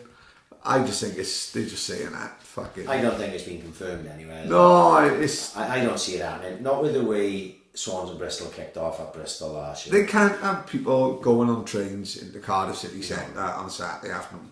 You can't. Dawn and Telly up there fucking walking around Victoria's Secret. Exactly. And fucking Nuke this fighting fucking Lakey fucking outside John Lewis is going to be fucking murdered. And the thing is as well, if they give you 4,000 tickets for argument's sake, another fucking 6,000 are going to go without tickets. Exactly. Just smash it. And that's vice versa. Steve is going to go on his fucking limo again, and he pretend he's going up to see Lionel Richie. They won't fall for that one again. But it's that game though. That's the one I'm not. Like I said, I hate those fucking games, so I'm not looking forward to them. Was it November, October, November? They'll be on live, aren't they? Swans on live in a couple of weeks, like. They got Birmingham on the. August bank holiday. Sunday, innit? Yeah. But that's the only one game they got, right? Yeah. The first lot of fixtures that were released. I'm assuming in the second lot the Cardiff game will be on there. Of course it will, yeah. But Cardiff are on 3 times. Yeah, but they've just come down in fairness, mate. They're shite, don't they? Yeah, but they've just come down, so that is what it is, It's just, I suppose, yeah. But, that is pretty much it on the Swans. I did see Kyle Cox going to Clancy. Cal Cobb and Ryan Earlo and Zach Brown. I saw... Great minds, yeah. all three local boys, like fucking... Yeah. It is great to see. It did surprise me that Kyle had gone to Clancy, if I'm honest with you. Only because... Like, we talked to him here about it. He wanted to stay in the league, didn't he? Yeah. And when I saw him on a Stereophonics, that looked like, from what he was saying, that looked like that was likely, chance it can happen. And what always worries me is when you make that step back to this level. Yeah, of course. Right? Is that you can't make the step back. That's the worry. Like. That would be my only But when he didn't have a club, he was all about signing for the Saints just to have a game because he didn't have a club, right? Which, part of me, we was all like, look, mate, we can't let him do that because you're going to fall back, and you're just going to be content. You'll end up content where you are, and you've got too much of a talent for that to happen. Part of me was thinking, let's go win the fucking league, right? Because if Corpy's up front for the Saints with Jack Price and Lily and Ricky Kerr, we win in the fucking league, hands down, mate. You know what I mean? 100%. Just put Ross Lynch at the back, and then just let them fucking play. Cal Copp's going to be like Teen Wolf, isn't he? Yeah. You know what I mean? But thankfully, he's got plenty of time to play the Saints. Yeah. But you've got to go and earn a couple of quid and play at as good a level as you can. I think he'd be slightly long. I would have thought surely a club comes in. As you said, I think he went to Spain, done really well in Spain. Sometimes I think when you're out of the shop window, maybe it's like you said, it's hard to get back in. You know what I mean? It's fucking hard. Like I'd rather have seen him go to like Forest Green. Well, they're in the league now. Yeah. You know, someone in the conference, even if it was like the conference south or something. Yeah. You know, and it's scoring goals there and move up that way. I would have rather have seen that. But is it hard just to get in anywhere like that? When you look at, say, Sparky, right? Mark Harris, yeah. Warnock loved him, by all accounts. Brilliant footballer. Warnock was starting for Cardiff, you know. But then they go up. Well, then all of a sudden, then he can't justify this fucking 17-year-old kid starting in the middle of the park. So then he goes down. The pecking order. Even though Warnock loved him, he started brilliant with Wrexham, isn't he? Yeah. Is he on loan at Wrexham, or did he sign? I think he's on loan. I think. Right. But I think he scored 2 and 2 already. And he's ripping it up. The bootlegger's going to love him, isn't he? Things are going to get tasty with Sparky tonight. You know what I mean? It's I hope he done well in Newport. He's supposed to be a hell of a player. Yeah. But like same as when we had Scott in it. Maybe Sparky, maybe he'd be good to have on as it happens, like. Yeah, well, I know man. Yeah. And his old man's great as it happens. He's fucking great, boy. And I think that's how hard it is. Yeah. I think just to even be a professional footballer, you've got to be so talented. This is how it kills me, like when I see Zam. And I'm not singling anyone out because fucking I've done this before, talking about academy, and fucking people was messaging me saying, was it about them? And they fucking genuinely won. Right. And but like you see, like kids now are all being taken all over the country, innit, to like Man City and Liverpool and fucking there. And I do see parents, not so much people that we know, because they all sort of been involved in football since we were kids, who know who know what's what, who knows the game half the time, innit? But like, no, someone say who never played football, but are taking their kid all over the country, they must get wrapped up in the bubble at the end, thinking they're gonna make it. Yeah. You know what I mean? I'm taking him everywhere, all over the country, every fucking week. My boy's gonna make it as a footballer. And then of the 30 boys there, if one make it and ends up earning money from football, what a success that is. Yeah. It's so fucking hard, isn't it? It's a minuscule amount of It is so fucking hard. When you look at Scott, like Scott was playing for Wales, he was the best fucking keeper in Wales. Yeah. I was thinking, he's going to make a lot of money with football. Even if he don't make it in the Premier League, he's going to be in fucking Division 2, Division 3 all his life. Because he's a keeper. It's 4 countries in the UK, and he's the best fucking keeper at that country. Wales, so he's got to be in the top fucking 5-6 keepers his age in the country. And he didn't sort of, he didn't push on. It's so hard, like. And that's a goalkeeper. Yeah, which is it's a specialised position, It's so fucking hard. And I don't think sometimes I don't think it helps, like having all these kids going everywhere week in, week out, not being able to play with their friends. they fall out of love with the game by fucking 11, 12. That's the worry, like, you know. It can happen. And talking from my point of view, I can see with the amount that my two are playing, and sometimes you just go, I'm not sending in training tonight. Yeah. No one can say, I hope that one ended my fucking boy, because I know loads of people I know loads of people really well with their kids who were one. No, you know, boys in the fucking academy. He's not. See, that's the difference. He's not in the academy. What is he in? The development. The development, right? So I could be talking about him. You know, I'm not a div, right? So let's just take Ian for argument's sake. He's 8 years of age. Yeah. He'd been in the academy since he just turned 6 when he first went to the academy. The development. He'd been there 2 years.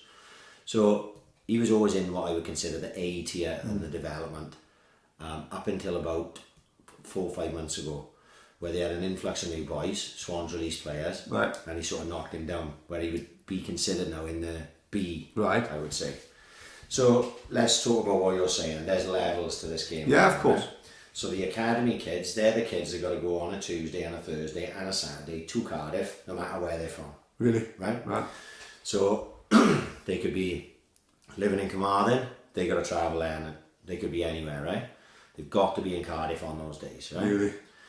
So it's a lot for parents, right? How do people manage work? Everything, right? It's mad. So that's the highest level they could go in the system that Cian's in. Yeah. So Cian's in what we would consider, right? So there's, let's say, 3 development centres in South Wales. Mm-hmm. There's one in Swansea. Yeah. There's one in Bridgend, I believe, and there's one in Cardiff itself, I would imagine. Yeah. Right? So then they'll all have A tiers, won't they? Yeah. So they've got the academy level, and just below it you'll have the A's of the development. Now Cian's in the B. Right. So I'm not a moron. Yeah. Right? I'm not thinking to myself at this stage now of how old Cian is that he's going to be a professional footballer. The chances of that are minuscule. But at the same time, the experiences that he's having going there and playing with better players.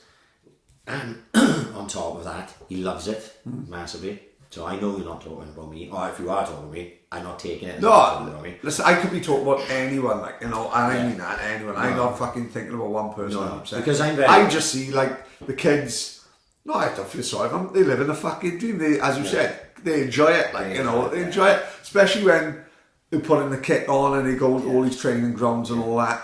It's just, you do worry, you think, I hope they don't fucking put pressure on these kids thinking they can make it. Because as we talked about Corpy, like, Corpy's a fucking great player, and yet he just couldn't make it. Sometimes it's luck. Yeah. Sometimes, you know, sometimes it genuinely could be, if you face unfit, someone don't like you, someone don't rate you, fact. Yeah. Because if a manager don't like you fact. Yeah. You know, and it's just. No, like I said, it's just as long as they enjoy it. And if Cian turned around to me tomorrow and went, Dad, I don't want to train with Cardiff anymore, he won't be gone.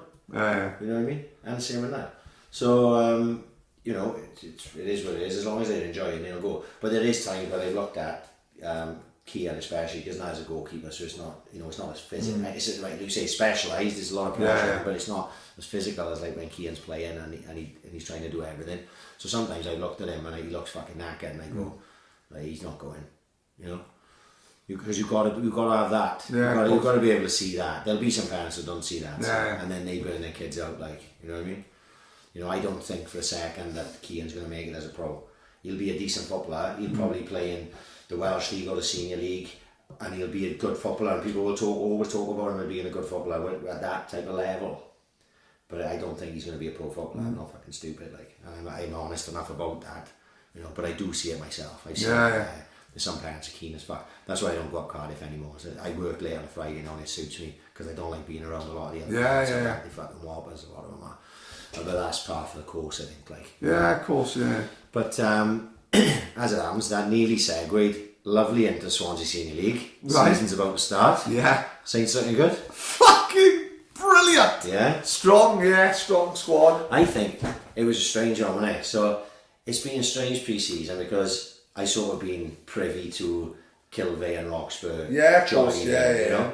And it's strange for, like, I'm sure it's strange for the Kilvey boys, same as it's strange for the Roxburgh boys, which I would consider myself, because I was brought up in the club, even though people would consider me a Saints boy. Like, when you put two teams together like that, it's hard to know who would gel. Yeah, of course, yeah. But it seems to have they've done a very good job. Yeah. It looks like. And the boys, well, I think it's two good clubs, like.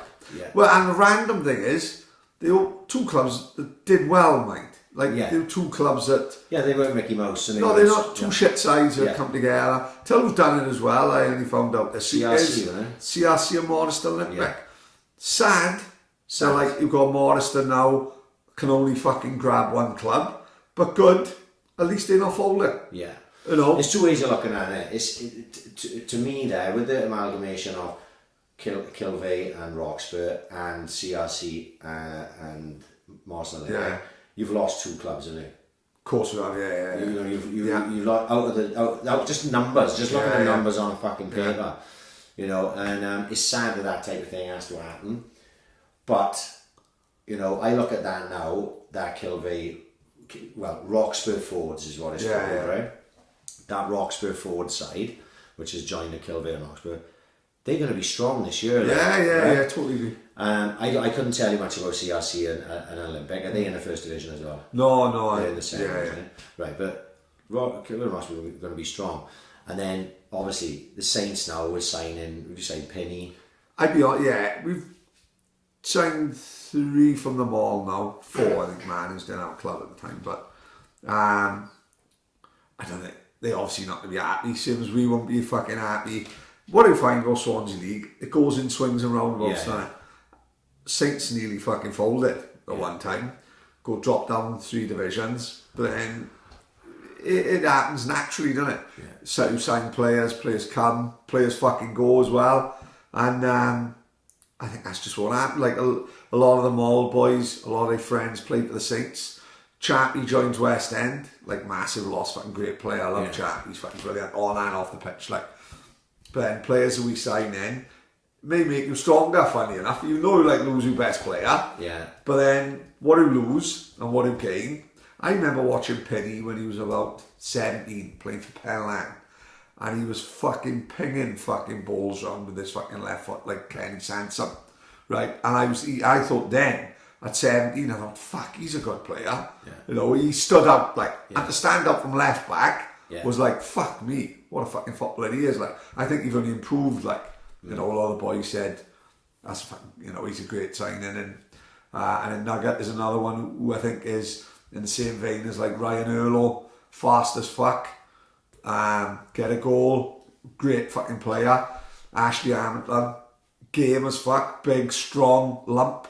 You know what I mean? Good. It's just 3 good signings. Like I said, I think the mall will be fucking tamping. I don't know if tamping is the right word, and it is what it is. Like you can't feel guilty because the mall would sign the players off us. Yeah. We've lost players to West End. Like I said, when West End fucking went up, we lost Mark Neath, KL, Chappie fucking have just gone now. It is what it is. You can't be bitter.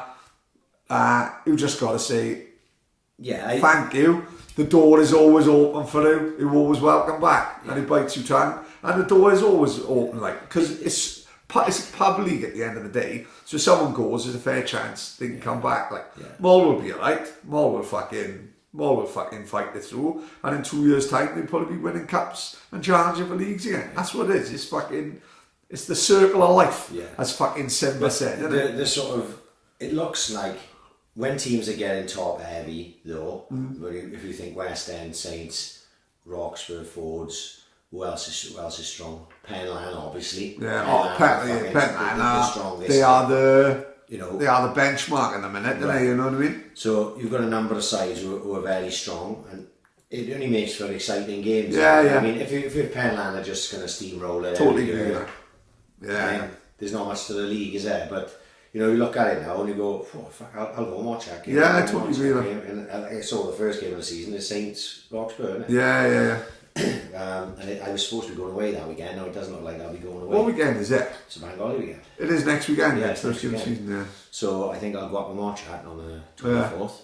And maybe get the groundhopper up there. That's opening day of the season. Totally agree. Yeah. I'll have to shoot my message.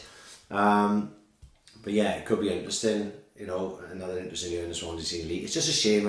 I seen Richard Barrow. I was just about to say, did you see what he put up? Yeah, like, you know? And you look at that league, which was from 97, 98, where it was actually that's when I was at the Euro, I was at the Turks. Same in the second division. Exactly, when yeah. We won the second division Yeah. that year. And you look how strong it was.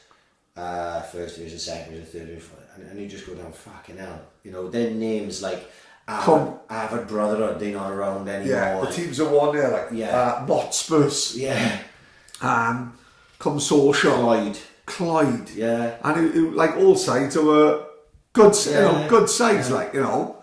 And you think even the fucking, not only have we lost, like, what do you think of this? Is it just, because people say, oh, the standard shit. No, I disagree with that, because you can't tell me Champion wouldn't have gone in the side when we was fucking, we was in our 20s, right? What I will say, there's far less players playing the game, right? So I haven't got the amount. It's a combination. Got the amount, right? It's a combination. Was there so much, is it so much to do now? Swans going up the Premier League might have played a part. Well, but Swans were in the first division, 1981. Yeah. And there was fucking 200 people don't actually go there. I think it's a combination of things. Maybe I think the Swans initially would have hurt the rise from 2005. Yes, but you can't claim that now. No, I totally agree. Our players go in Welsh League sooner, maybe. Possibly. Maybe. Chasing the dream longer, like. Chasing the dream, having a little go of playing Welsh League. Yeah. Maybe there's more. How many Swansea boys were playing Welsh League when I was that year? Yeah. When, you know, we was in them at work there. So there was a lot of Swansea boys that weren't playing in the Swansea League that were 17 and 18 years of age because they were playing in them at work league. Yeah. So can't quite say that because a lot of us came back, myself, Kevin and Richard Jenkins, and so, you know, is it that? I don't know. You know, is it just the fact that people just don't give a fuck anymore? Yeah. And I think that's a lot to do with it. I just think the kids just lose. I remember Jamie Breen saying, like, you know, when they go up, they just get kicked the fuck, you know, playing in a third team. Yeah. Was it always like that? I don't know, you know? Fuck, I think so, you know. Maybe they just don't have, maybe the youngsters these days, the ones that fall by the wayside, they just don't have the character they used to have. Because you played every fucking week and boys played every weekend. We was playing like twice up the hours Saturday and Sunday. Did you see the Sunday league? It was the single and beat us. Is it? Yeah. It was the single on the top. We were second. You look at that league, like fucking hell. It's 3 leagues on a Sunday morning, 11 o'clock kick off. Yeah. And another thing as well. Look at all those pubs. Yeah. That had all these teams. Yeah. Every one of them teams on that list.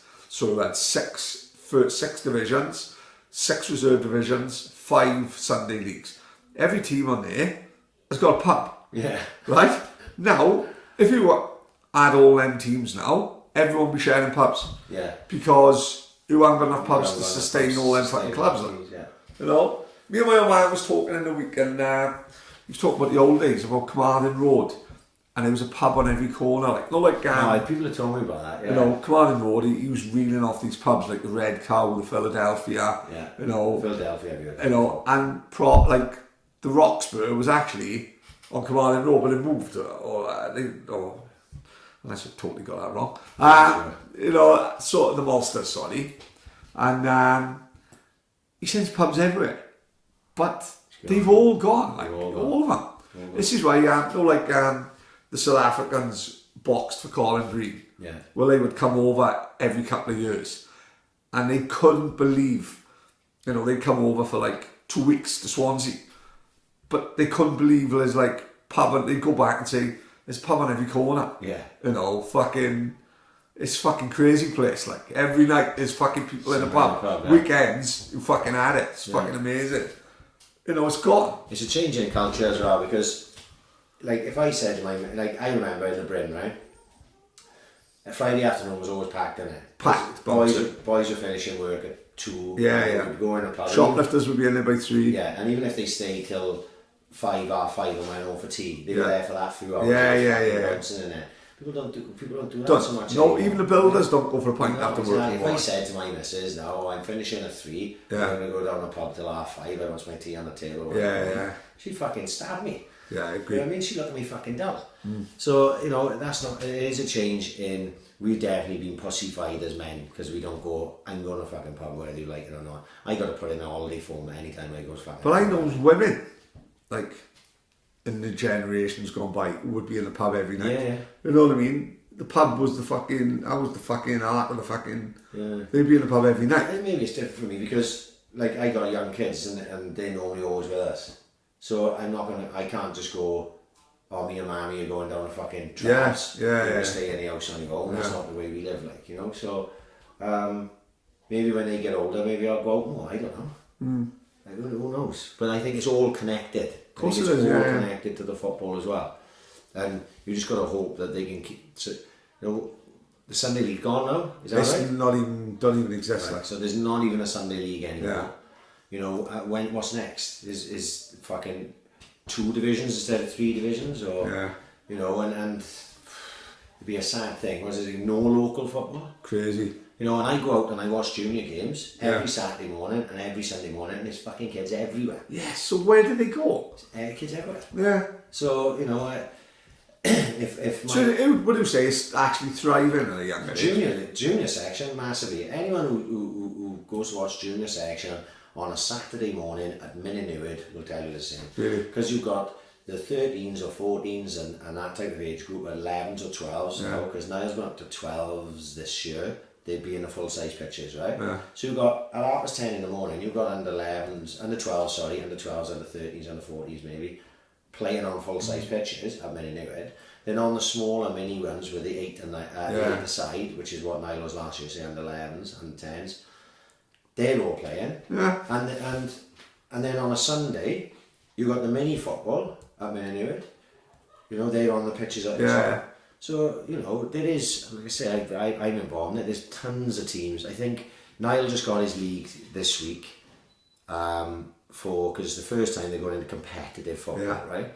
So they've sectioned it off. And if I'm right, there's about 8 to 10 teams in both sections. So that means 20 teams. Let's say it's 20 teams.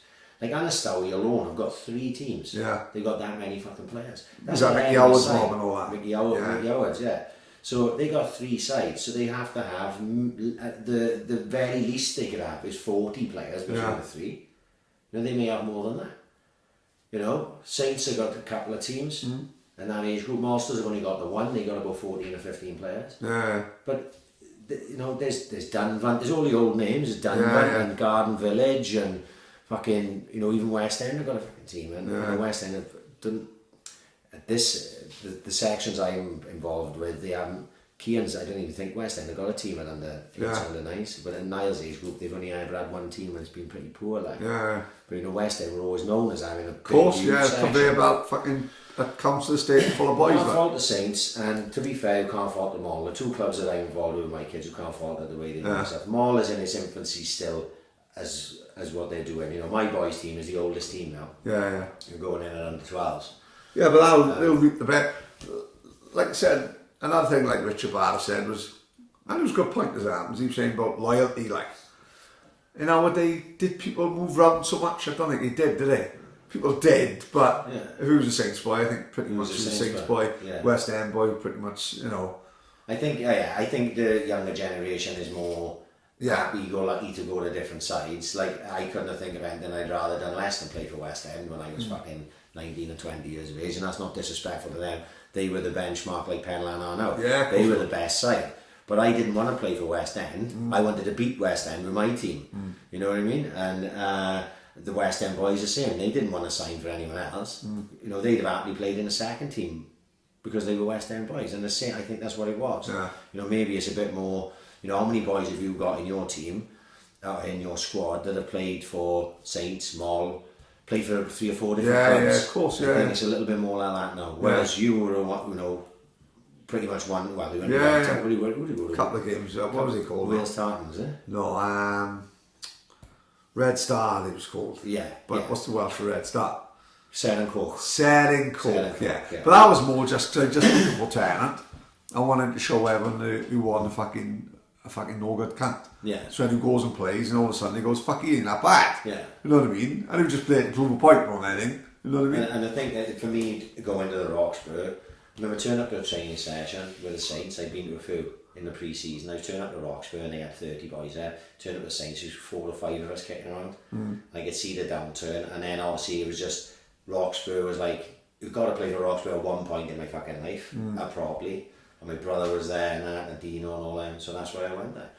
You know, it wasn't like, oh, I'm going to sign for Roxburgh 1 minute and I'm going to sign for the next. You know, that wasn't what I was about. But maybe it's a change, you know, my mentalities that drives it this way. Like. But, you know, what can you do? You just hope that you don't lose the league. That would be my concern. That's the scary thing, like, you know. It's on this downturn, whichever way you look at it. Yeah. You know, Elias is out now. Elias is gone. he's in Swansea with his new missus. He don't give a fuck. Jamie's gone, and there's a breath of fresh air in the league, and everyone said the same fucking thing. Yeah. You know, you could see when he put up on Facebook about him leaving, how many people from the different clubs all across the league messaged him and said, Jim, you was holding it together, you was a breath of fresh air, you were the one trying new things. What the fuck's going to happen now, like, you know?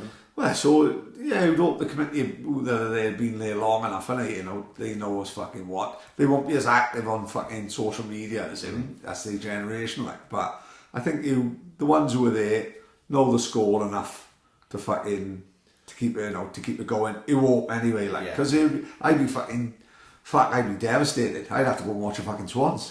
Fucking God help. No, but, yeah, imagine Swansea not having, like, a local league. It'd be fucking, I'd be devastated, I think, like. Like I say, you wouldn't what's want to that see is that. all about. Well, this is it, yeah. You know, I can't wait till my kids are old enough. So, exactly. You know, I can say to my missus, look, I got to go. Yeah. Kids are playing. They go back to the pub. I'm going to have to go and keep an eye out. Yeah. My missus, like, she's divorced. Sitting in the house on her own. Sunday afternoon watching fucking... Stairway, what's that? Highway to Heaven. We're having a bullseye straight after. It's Charity Shield Friday, see? Saints Penland Garden Village. Is it? Oh. Yeah. But, we got Morgie's fucking... Yeah, same night, like, and I go work, fucking nightmare, probably going to miss it, like. Right. But, got it. Yeah. But be a good game, like. Yeah, well, for the Saints, it's a good benchmark. Of course it is. Because you're going up against the best team. So... How are you going to do this season? Like, you know, I mean, you know, it's not all going to fall down on that. No, of course not. If they get beat 7-0, it doesn't really matter. But still, it would be nice to go up against that. Yeah. Just to fucking see what you are like. See what it's about.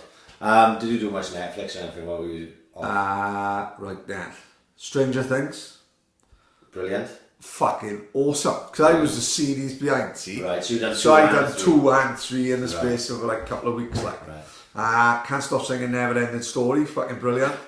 Well, I was supposed to be saving season 3 of Stranger Things because I was going to watch it on a plane, like, you know, because it's like a 3.5 hour. Of course, flight. yeah. Get it on my iPad. Yeah. Time flies when you fucking. Yeah. But I watched. I was doing nothing in the house one day. I thought I'll just watch the first one. Yeah. And the next thing I binge watched it in about fucking 3 days. Good mind. Brilliant. Like, I don't know where the 80s thing, like, because it's pretty much the same fucking setup, same fucking it's bad in every fucking series, but they managed to do little different, like the mall, you know, and the soundtrack is good. The soundtrack is amazing. Yeah.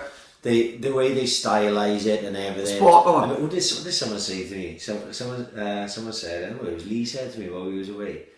There's going to be they can't do many more. Yes, because the kids are kids anyway. Yeah, no, of course, yeah. The kids are like, even now they dress them down so they look younger. But they're probably 18 now. Exactly, yeah. You know, so they need to survive more. But I was watching it and I was captivated, right?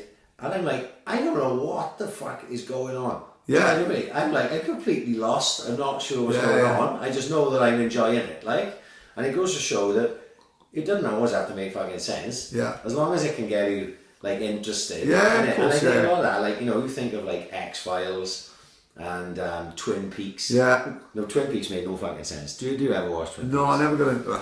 Well, it would probably be impossible to get into now. Right. Like, as regards the old ones. Because they'd be dated as fuck, wouldn't they? Right. But I used to watch it with my old man and that.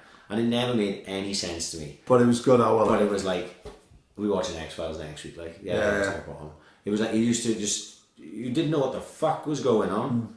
And I remember watching Fire Walk With Me, right? It's a film. Right. By David Lynch, who did X-Files. Of course, right? It's the prequel to the X-Files. And he brought this out years after he finished the X-Files. So basically it tells you the story of why the copper's even there, Kyle MacLachlan's even there. Twin Peaks, you mean? You keep saying extra. Sorry, Twin Peaks. Yeah. And I didn't even, that made no fucking sense to me. Really? I watched that when I was older. You know, I was watching it as a kid when I should have been able to make sense of it. None of it made any fucking sense. But still, you watched it fucking anyway. Yeah. And it's this thing, I only thought about this, I got to bring this up, right?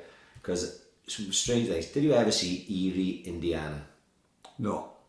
There was a TV show, right, called Erie, Indiana. It was about a place called Erie in Indiana. And it was like a kid's version of like X-Files and Twin Peaks and that. And I hadn't thought about that fucking programme since I was young, right? I can't even tell you when that came out. It was on like a Sunday afternoon. Right. I would miss a fucking episode of it. It was fucking class. And I thought about that yesterday. I thought, I gotta write that down. And I googled Erie, Indiana, and it's got like 100% on Rotten Tomatoes. No way. Yeah, like 8.6 score on IMDb. Yeah. It was like proper loved. And I was like, fuck, I wonder how many people know about that fucking Erie, Indiana. Yeah. It was like Stranger Things. You know, it takes from those things is what I'm fucking getting at. I'll tell you two. Go on in. Can you remember V? Yes. Mate, changed my life. Yeah. On like 11 o'clock in the midweek. And I think they'd run it for a week. Do you know what I mean? So you'd have an episode a night at like 11 o'clock. Right. Mate, I still remember it. I only saw bits and pieces of it. I didn't see it. If we catch on YouTube, watch it all on YouTube. Where it's dated, the fuck, I don't know. But when I was 8, it changed my life. Right. You know what I mean? Amazing. And another one that was underrated, only me and Morgie's Mrs. Tasha watched it. Right. Flash Forward on Channel 5. Yeah, I never saw that. Ralph Fiennes, I think, one of the Fiennes brothers. So, in a certain period of time, the old world faints, right? And this is more modern though, isn't it? Yeah, this is like... I sort of remember this premise. Early, like late 90s, early 2000s. Right. Brilliant premise. The old world faint, like, so you think now, some people fucking faint on the fucking toilet, they're having shit, planes come crashing from the sky, cars, computers go down, only for a minute, but then like, in the CCTV in like a football stadium, it shows everyone fainting, but one guy walking, and it was like fucking great. It's the story of that. Brilliant. I think it's on Netflix, funny enough, you know what I mean? Brilliant, really good, like, enjoyed it. I started that John Grisham one he was on about. The Innocent Man. Brilliant. Really good. On episode 2, excellent. Yes, and someone had recommended that to me a while back on Twitter. I can't remember who it was. We had a wires crossed. I thought I was reading boxing shit. No, so that conversation completely spun me out. I don't know what the fuck he was talking about. No, it's John Grisham wrote books on it. Yeah. And it's like it's just another Netflix documentary where the coppers are bent as fuck. Mate, I'm like, Netflix got a proper agenda. All police are bent. Yeah. All fucking police are bent. Even the ones we know, and I love them. LT, great, but he was bent as fuck as well. What was we? I was seeing podcasts. Murder in a Graveyard. Right. This fucking guy, woman gets murdered in a graveyard in the middle of the afternoon. Fucking guy done 20 years for it. Fucking got let out, didn't do it. 20, and that's in this country. Yeah.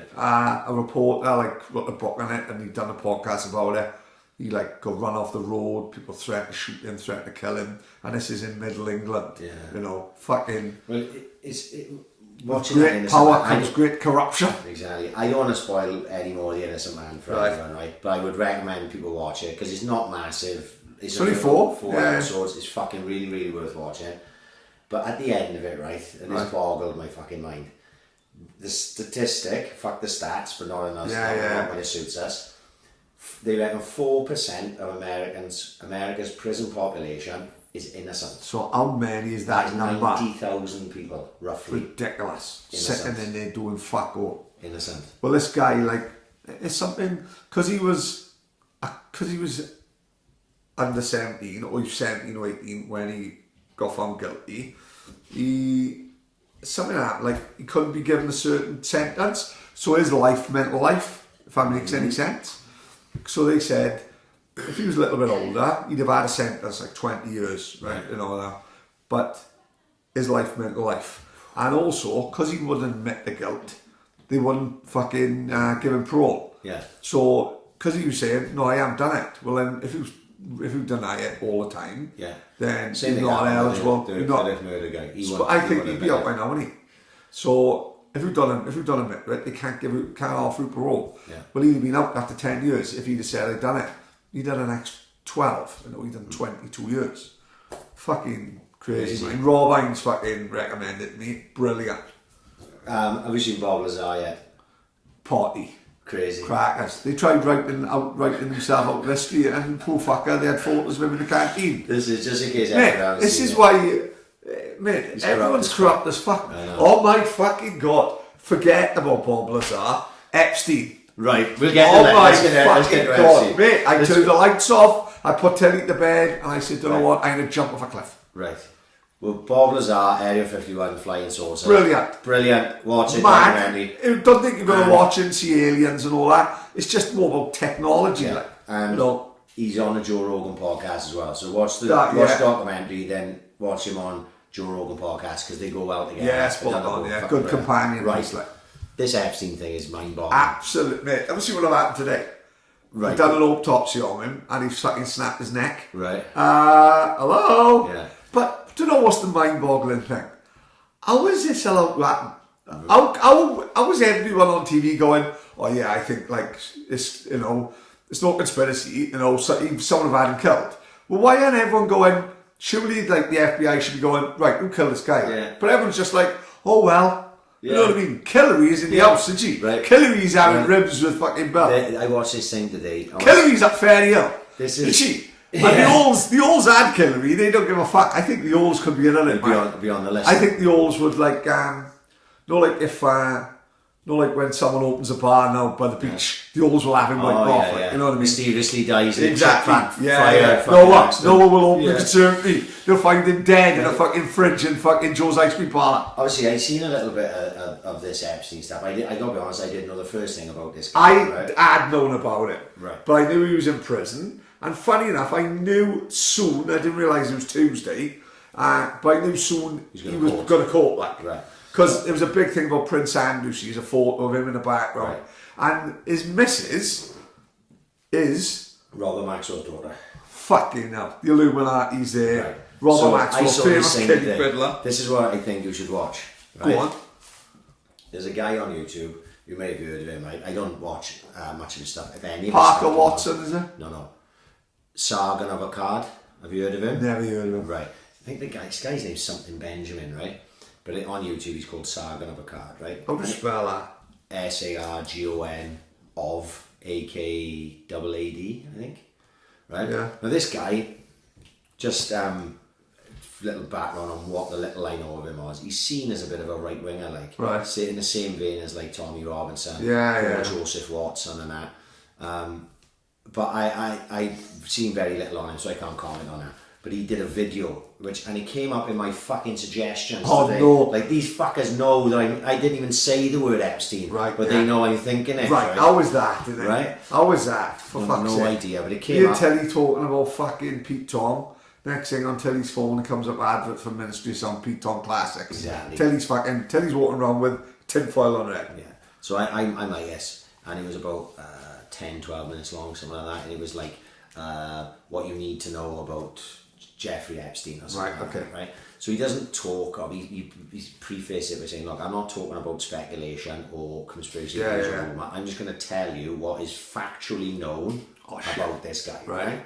So it turns out, like, this Epstein, he got into finance when he was younger. Obviously, I'm going to do a fucking botch job. Don't matter, just hit us with it. So he got into fucking money when he was young, and he started, he was a good mathematician and that.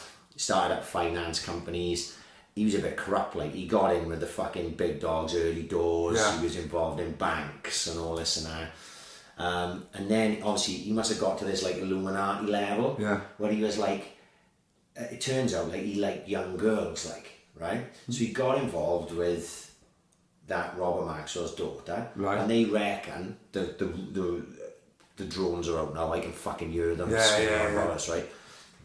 They reckon that she was involved in, like, prostitution of young girls, so they'd get young girls from vulnerable positions, you know. Like Taken and shit, like the film Taken, more the Savile thing, and Savile was having everyone from Broadmoor and all that, like, you know. More like girls who were orphaned. Yeah, and of course, like yeah. 14, 15 like the Catholic Church was doing all over the fucking world, as proven in that film Spotlight. Which I saw while I was off as well. Brilliant film.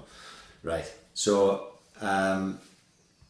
they were doing this, and apparently it was well known, like, you know. But what he said was, this Sagan of a card, whatever his name is, he said, like, there's no connection, because apparently they're trying to connect Trump and they're trying to connect... It's bullshit, you got nothing. You had one photo with Trump and it keeps getting recycled. Like, Trump had fucked him off in like 2004, and the thought process is he fucked him off in 2004 because he knew he was a fucking raging nonce. You know, but they don't say that out loud, do you? You just keep it to fucking yourself because of the circles he lives in. There's no connection apart from like Bill Clinton apparently had flown on this Epstein. I've seen like photos of him and Bill Clinton in the beach. Yes, but like he was in Mexico drinking a pina colada in the sea. Like. So there's more of a connection there with the Clintons, like. But actually, there's more connection with Prince Andrew. That seems to be the main one. There was a girl that had put in like you know, gone to the police and named like Prince Andrew, this Epstein, a few others, and all this and that. But before it got to court, she got a massive payout. Right. And he went quiet. So the whole of what she had said... I'd rather have a big payout than be fucking infested and killed. Right. Was like sealed. Yeah. So those records are sealed now. How can you just seal something? The judges are nonsense. I know, it's funny, right? You can't just say, all right, so all that now, we'll put a little bit of sellotape on a fucking envelope and then we'll forget about that. Yeah, exactly. No, rip the can't open, for fuck's sake. So, because the judge is probably in it. Unbelievable. Fucking nonsense. So, that happened a while ago, and then obviously there's more to it, but he basically this big time one now they pulled him up on, and he was going to go and fucking out everyone by the looks of it. That's the way it looks anyway. And then like a couple of days before he goes to court, he's fucking brown bread, and they said it's a fucking suicide, you know. And everyone says straight away, well, that's not a fucking suicide, because he was going to out all these Illuminati nonsense. I mean, and then it goes quiet because obviously just massive coincidence, and then I'm sure they had nothing to do with it. Yeah, but you know, you look on all these YouTube sites like Joe Rogan, everyone's talking about it. But no one can do why anything. Why no one doing anything? That shows you how powerless people actually are. I think spot on, because everyone in the world knows there's something dodgy going on, but there's nothing we can do about it. Which makes you think, mind. Imagine the time before social media. Well, this is how Savile's meeting with the Queen, right? Yeah, Savile is meeting with the Queen. Yeah. Savile's high up with politicians, royalty. And the only reason we don't know about it, because we're not in them circles, right? Yeah. Now, looking back, we should have known, mate. Yeah. Like I said, fucking... Like I said, my mate... in plain sight, mate, unbelievable. Like I said, my mate in work, brought in to meet Roland Rat. Dear Rat fans, he had a letter back. Dear Rat fan, loved to meet you. My mate in work could have been infested by fucking Jimmy Savile. I asked to meet Ian Rush. Imagine me, he'd have had a field day with me, my curly hair and all that. He'd be riding me like a fucking pony, wouldn't he? Jimmy, I wouldn't know what the fuck have happened. And I was only child, so fucking my mother and father won't believe me. We riding on a bus to Saloon, for fuck's sake. They're not going to believe me that I've just been infested by Jimmy Savile and Roland Rat. So before social media, what was these people getting away with? Well, you've only got to look at it, like you just mentioned that film Spotlight now, right? Do you know the scary about the film Spotlight? The list at the end of where it's happening. And the other scary thing is, the Cardinal knew and covered up. They promoted him. Yeah. They gave him the top job in the Vatican. Yeah. They didn't string him up. No. They gave him the main job. Wiping fucking... It's tickling the Pope's balls and that. Yeah. The film Spotlight we talk about is fucking amazing. It's brilliant. What a film considering it's just people sitting in the fucking newsroom. And it's mind-boggling because the scale of it, like you said in the end, it's institutionalised rape or molestation of Catholic kids in every part of the world. Yes. Literally every part of the world. You know? And that is only what they found out. Exactly. You know, I mean, what haven't they fucking found out? Mate, you think now when I was having Holy Communion and I was sitting on a priest's lap, no. Who knows what that fucking thing sticking in my back was? Yeah. Could have been anything. I thought it was incense. It was a fucking stiffy, wasn't it, from the cannon. Could have been fucking hell. Everywhere I looked, mate, I could have been raped everywhere. I think it's Everyone slags me off for being an ugly cunt. I think it might have saved me, man. Did probably me. Don't forget, only child, fucking hell. One way Michael Chang, so in my tennis shorts and that as well. Yeah. With fucking sooty as a puppet on my arm, you know what I mean? I want always this fucking streetwise kid, like. Yeah. Stiffy in my back, Holy Communion. Who knows what could have happened? We got fucking very lucky. Very lucky, mate. Lucky as an ugly kid. How many pretty kids have been fested in St. Joseph's and we don't even know about it? They just won't come forward. Crazy. Yeah, and it, you know, like you say, it's just everywhere you look. You know, so everywhere. It's everywhere you look. It's in Hollywood. It's in the music business. It's in the churches. It's in the fucking mosques. It's in the fucking everything. Like, everyone's fucking nonsense. Everyone's a nonce. Yeah. There's probably more nonsense than there isn't nonsense, but do you know, the way it's going, because it was a good drama on Radio 4 called, I can't remember what it was called. No, Toby Jones, the actor, funny looking guy. Toby Jones looks like some bottom of someone's foot. He's an odd looking character, like. So he was like, he plays gangsters, like, right. and it's good because he talks about his people playing the Crays and the Richardsons, and he's like in with them, right. And it's brilliant. Like, and he talks about all these big politicians that one of the Crays was fucking, and they was having little kids again, like, you know, getting them from homes, and he was raping little boys. It was fucking brilliant because he was like pretty much known that it happened, but no one knew. As you said, hiding in plain sight. No one knew down in Swansea what's going on in there, did they? You know, until 40 years after it happened. Maxwell was supposed to be a massive fucking fiddler, wasn't he? Well, probably. Cyril Smith, that big fat politician. Didn't Maxwell's death, wasn't that a bit dodgy? Yeah, it was dodgy. He fell off a boat, didn't he? Yeah. So Fat Camp would have floated for 3 days. Yeah. So it's all sort of strange. It don't last forever, does it? Yeah. This thing, especially not now when they out in fucking everybody, like. Crazy. You know what I mean? Talking about Hollywood, I seen that last night, Once Upon a Time in Hollywood. I haven't seen it yet, but I really do want to see it. It's dog shit. It's what? It's shit. Oh, don't say that. Honest to God, you're going to be so disappointed. Well, I'm already disappointed. No, it's shit. You talking about Leonardo DiCaprio? Oh, mate, they're brilliant in it. Right. Brad and Leonardo DiCaprio are brilliant in it. Right. They film the shit. Let's have it right. You know what I mean? God. Yes, I was falling asleep because I had large nachos and a hot dog. I shouldn't have had the hot dog. Cost £6 as well. Fucking hell. Do like nachos from Odeon. Of course it is. Oh, mate, it's like a meal in itself. And one of them, no one who had like a die-in meal. We're going to have a Ricky Lake and we're going to have a fillet steak. We're going to have nice chips. Yeah. We're going to have maybe Joe's ice cream. To start, I'm having Odeon nachos. 100% chili, salsa, cheese. We don't even into that. Oh. Shit film. Not great, mate. Gutted. I'm gutted because anything. Looks amazing. Looks amazing, mate. Thinking about the day, I'm going to pictures to watch. Looks amazing. I've seen American Made. Oh, brilliant. Yeah, I've seen that a long time ago. I saw absolutely brilliant. He apparently died with George Bush's phone number in his fucking pocket, mate. Yeah, well, he's another one. If you look on the Clinton kill list, no, Paddy Seal's on the Clinton kill list. Unbelievable. Yeah, whether how much truth is in that? Yeah. We just fuck. I only saw a photo about it the other day. He hell of a boy, mate. Hell of a boy. Fuck yeah. He lived the dream. He was a hell of a fucking boy. Yeah. You know, to have that much fucking balls. Just brass neck. Yeah. To just do what he did, like, was fucking. It's really, really good film. I always worry about that thing where they say, you know, if you get caught, you've nothing to do with us, like. Yeah. That's scary, that, isn't it? You don't exist if you get caught, like. No. Fuck, that puts a shit. They're basically like going around the office, burning everything with his name on. Unbelievable. It's like, no, he doesn't exist anymore. Scary, like. Scary, fucking great film though. I Brilliant enjoyed it. I tell you what, I eventually got on to watch it. Now we're on a conspiracy fucking track. Loose Change. It took me a while to get to that, mate. Yeah. He's come out now and he said, oh no, it's nothing. I made it all up, like that Dylan Avey. He denied it all. He's obviously looking at everyone getting fucking fisted and fucking necks broke and all that. He's gone, fuck this, I want to survive.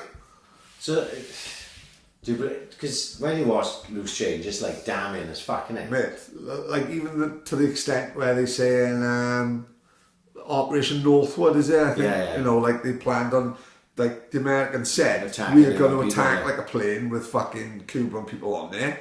Or we're going to blow up a plane and say the Cubans die. Yeah. And he was like, what? Can't do that. Yeah. No, you know, and this isn't new, this is planned. This is years ago, yeah. You know, Larry Silverstein, taking out the insurance a couple of weeks before. Fucking hell, taking out the 7 billion fucking insurance. And all people put in put options on the fact that this stock was going to fall. Exactly, it all seems strange. The one thing I can't work out is how many people are involved. Well, this is it, right? And this is what I've always said. To pull off a conspiracy of that nature, you're not talking about 1 or 2 people know about it. You know, there must be 1 or 2,000 fucking people of course. know about it.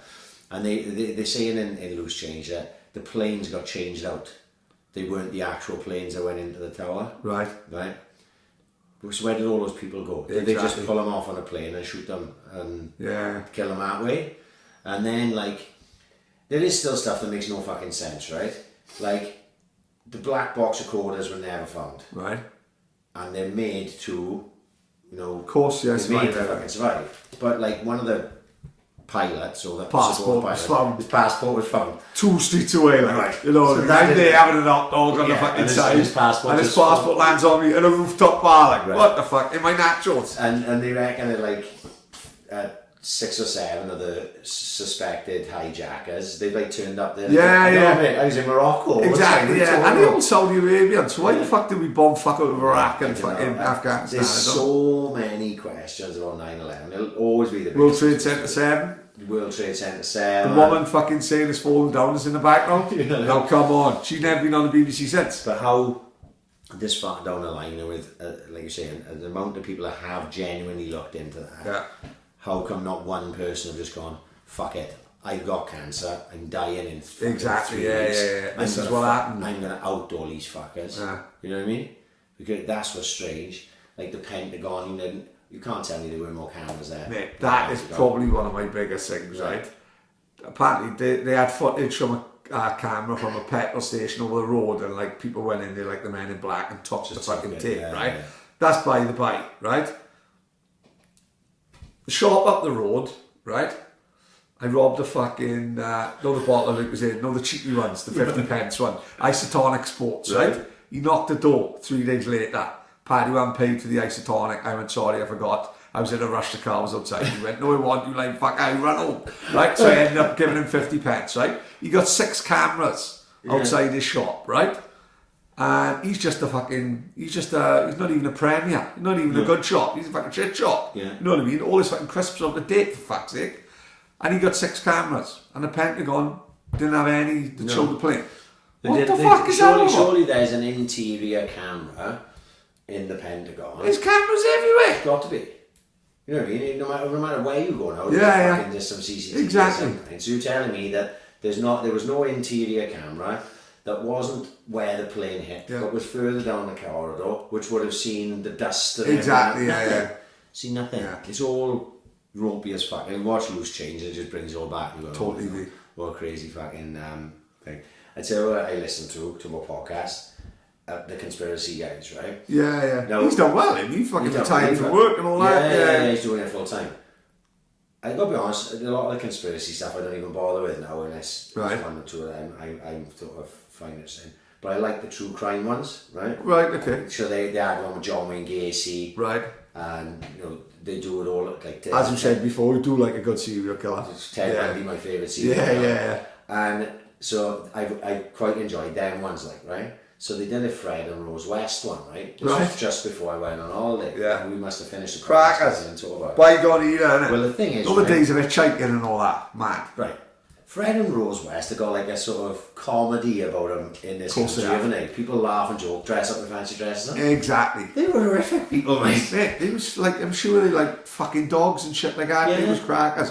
How them 2 people come together? Let's have it right. Don't tell Donna.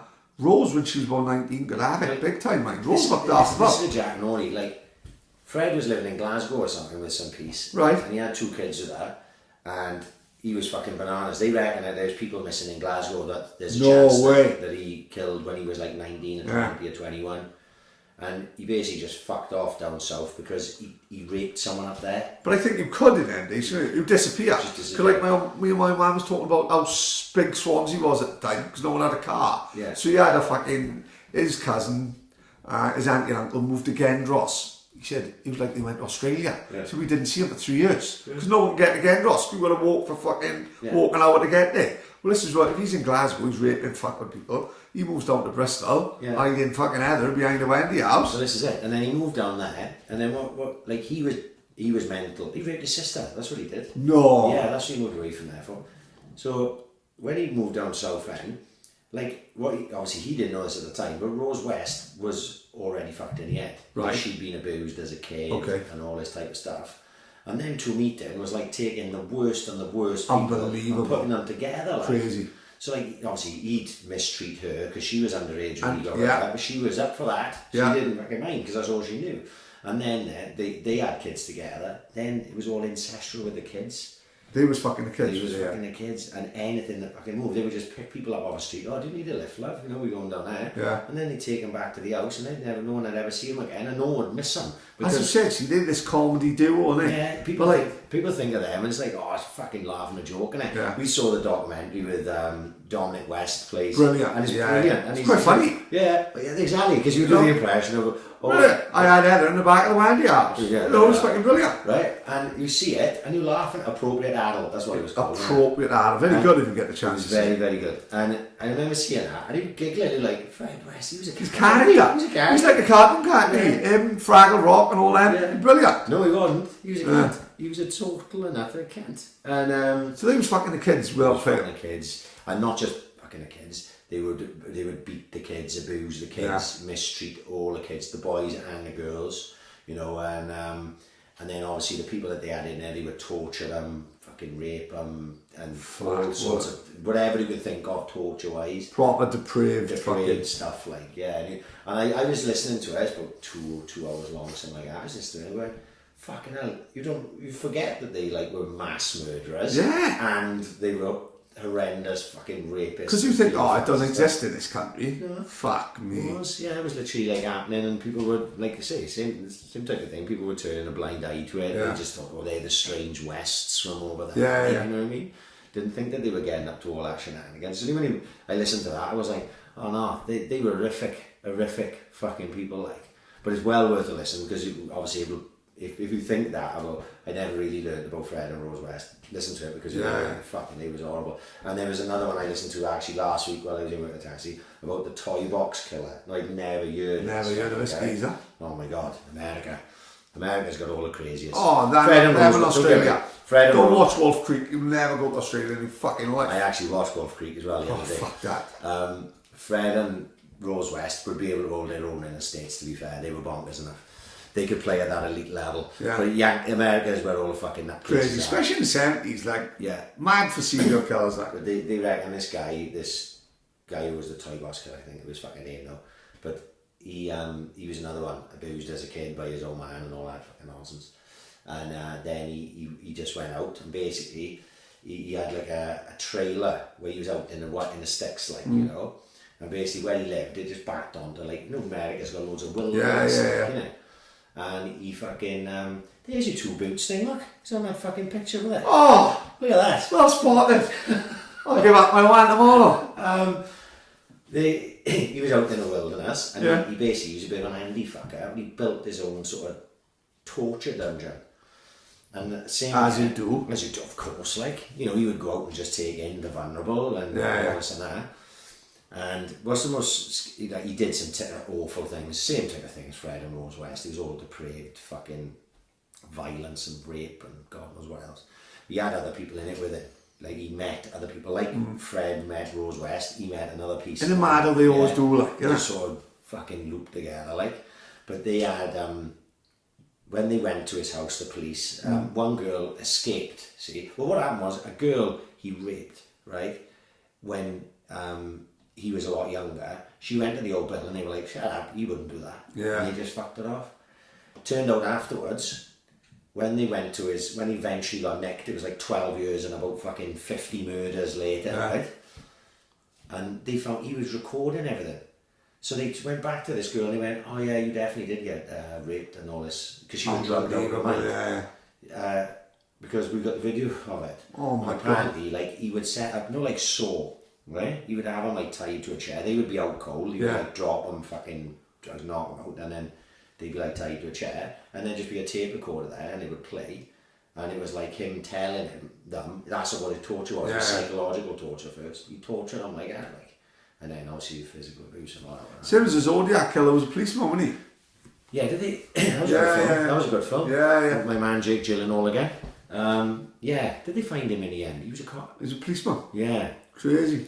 America's a fucking mad fucking place. But I tell you, the proper trailer for The Irishman. Oh, I was just about to say. Yeah, I'm scared though. No, don't be scared, mate. It's smart. You just told me Once Upon a Time in Hollywood shit. Yeah, but let's not compare Tarantino with Scorsese. 3 words, Wolf of Wall Street. That's 4 words. I don't give a fuck. Mate, Scorsese still got it. Let me tell you, he's alright. Let's not go talking about Robert De Niro's comedies that he's done and all that. No. You're alright. Like the thing was, I was watching a little thing the other day, and they were saying about like it's been delayed in the production process, and the financiers pulled out the original ones. Then it looked like it was going to fall, and like all the things sort of worked against it at this point. If you know what I mean. Have you seen the trailer? The trailer looks good. Great. Yeah. But let's not go by trailers. 2 words, Star Wars Last Jedi. 5 words again. Fucking hell, my numbers have gone shit today. Star Wars. One of the worst films ever. Is it? Yeah. Oh, ridiculous. Ruined it. Really? Ruined Star Wars. They're just bad films. It just kills off like Luke Skywalker, for example. Probably one of the biggest heroes in movie history. Like, yeah. And they've just turned him into a fucking cock. You know, genuine prick, like. You don't want to do that to Luke Skywalker, he's a fucking main man, fuck's sake. Yeah. You know what I mean? No, thankfully I wasn't a big Star Wars man like you. So they've ruined it. But no, I looked at it and it's got Pesci, De Niro, Stephen Graham, Pacino, Stephen Graham. He's not in the trailer though, is he? He is in it, oh. Is he? Yeah. And it hopefully it'll be fucking class. And it's coming straight on Netflix. It's going in the pictures first as well. Is it, yeah? Because they want to fucking win an Academy Award, see? Ah, right. No, they fancy it that much, do they? Exactly. It's got to be brilliant. I hope so. I really hope so, because I want it to be class. Exactly. What was the last decent film De Niro made? And Pacino, for that matter. Yeah, you've got to let them earn their money, and they're above the law. Do you know what? I like to analyse this. Yeah, it was funny. Yeah. Even though it was just a comedy on Instagram. Instagram. Yeah, of course, yeah. I can't remember the last Pacino film. Many Saints of Newark, I thought who sent me looked great. Joey Diaz in it. Who should have been in The Sopranos. I'm not saying he's made for it, really. Yeah. You know? I saw a thing today, and they had James Gandolfini and his son Michael Gandolfini. Right. They had half of James Gandolfini's face, half of Michael Gandolfini's face, and you can see the resemblance, how it could be Tony Soprano when he's younger. Right, yeah. Right? And then there was a little thing with Michael Gandolfini about how he was saying that he had never seen The Sopranos, but he got the gig for Many Saints of Newark. Right, yeah. So he had to go back to watch Sopranos because he's got to get Tony Soprano's of course, little gestures and things of that nature. He wants to get him down. But the thing is, he's watching his dead father. Of course, yeah. So it's strange because he'd never watched Sopranos before. Actually stayed away from it because of his father dying. And then he had to go and watch it. And he said it was spinning him out because he's watching on his own. Like trying to pick up little nuances that Tony Soprano had, so he can use them in the film. So now I was scared about that, like I was about The Irishman. And the more I see of it, like the pictures, and the more I'm like I'm fucking excited for that. Of course, well. You know, that'll hopefully be fucking class anyway. That was pretty much all I watched. Dope season 3 was just class as well. They don't give a fuck, these fucking Colombian drug lords. That's worth watching. But that was about it. It was only Spotlight, the only other thing I saw. Which, I saw Moneyball as well. And I watched that the other week as well. Yeah, good film. Yeah, it's alright. Yeah, it's fucking great. Yeah, it's mad. It's mad to think. I like the bit where the Boston Red Sox play, Fenway Park, is it? He goes to Fenway Looks Park. great, mind, doesn't it? Because that's William N. who runs Liverpool, yeah. and they did offer him 8 million or 13 million, and he turned it down, like, you know. And then the Red Sox used the same system. And won, But that Fenway Park looks a good stadium, doesn't it? Well, like old school. I gotta be honest, I know even less about baseball than I do about what we would consider American football. But I think Fenway Park is one of their iconic stadiums. Right, I see, You know, I believe so. Like, you know, with the Boston Red Sox, they're one of the biggest sides. Of course they will be, Yankees and that. but I don't know. That was literally about as much baseball as I'd ever seen. Apart from when I watched that, what was that baseball film with Tom Hanks? I was thinking of the one with Charlie Sheen, Major League. Major League. And I always wanted his haircut. No, he had zigzags I along can't at the think back. I've ever seen it. What was the one with Tom Hanks? With the girls? With Madonna and all that. Yeah. I think that was Major League.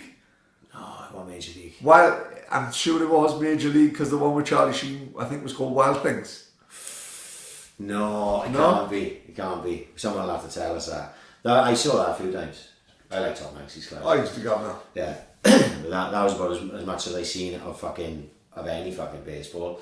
One thing that shocked me, and I know it would have shocked you, Colonel Whittaker died. I know, Sweet Pea. Always I always tells you, don't he? Yeah. Colin Green's gym is always boxing posters up of all, different boxers. Pernell Whittaker, there was more posters up of him than anyone else. I honestly think he was like a boxer's boxer when he, you know what I mean? Anyone who's like, a lot of people would never heard of it. No, well, I like I said, you know, from that era, I was young and I was probably only Tyson and yeah, of course, yeah. But I remember you saying Pernell Whittaker to me when we were younger, and I was like, "Fuck, Pernell Whittaker." And I saw like looking into. Don't forget, all I knew of him was from posters on the wall. There's no YouTube anyway. You know, and he certainly won on telly every Saturday. No. But part of me was thinking, "The fuck is this guy like?" Yeah. You know. Ring magazine posters all over the gym. Always. Well, I remember going, and this was during a YouTube era, so obviously however long YouTube had been around, watching Pernell Whittaker highlights and going, fucking hell. He was doing stuff that Nazim Ahmed was doing after. He had a bit of Floyd with the old shoulder roll and that type of thing, and he was ahead of his time, wasn't he? Miles ahead of his time. Vicious as fuck, puncher, southpaw. Yeah. Then went into training and he brought someone over the other year. Someone fought a British guy and he was the trainer, Fucking, and then he just, he died and he was like, what the fuck, how did that even happen? Did they even find out? He got run over or something? I'm not sure. Strange one. But I thought, the first person I thought was Sweet Pea. Yeah, he was fucking absolutely class. Do you see Ruiz don't give a fuck now, does he? He's saying, no. Well, surely this shouldn't have been arranged. Well, it have. Before the posters come up, That's the problem. Right. From what I've read and what I've seen and what have been said, they signed the contract. What people are going to remember is... I totally know what we're going to say. This is where we'll go. People are going to say, he's the fucking champion. Right. He's the AiC. It doesn't work like that, right? This is how it works, right?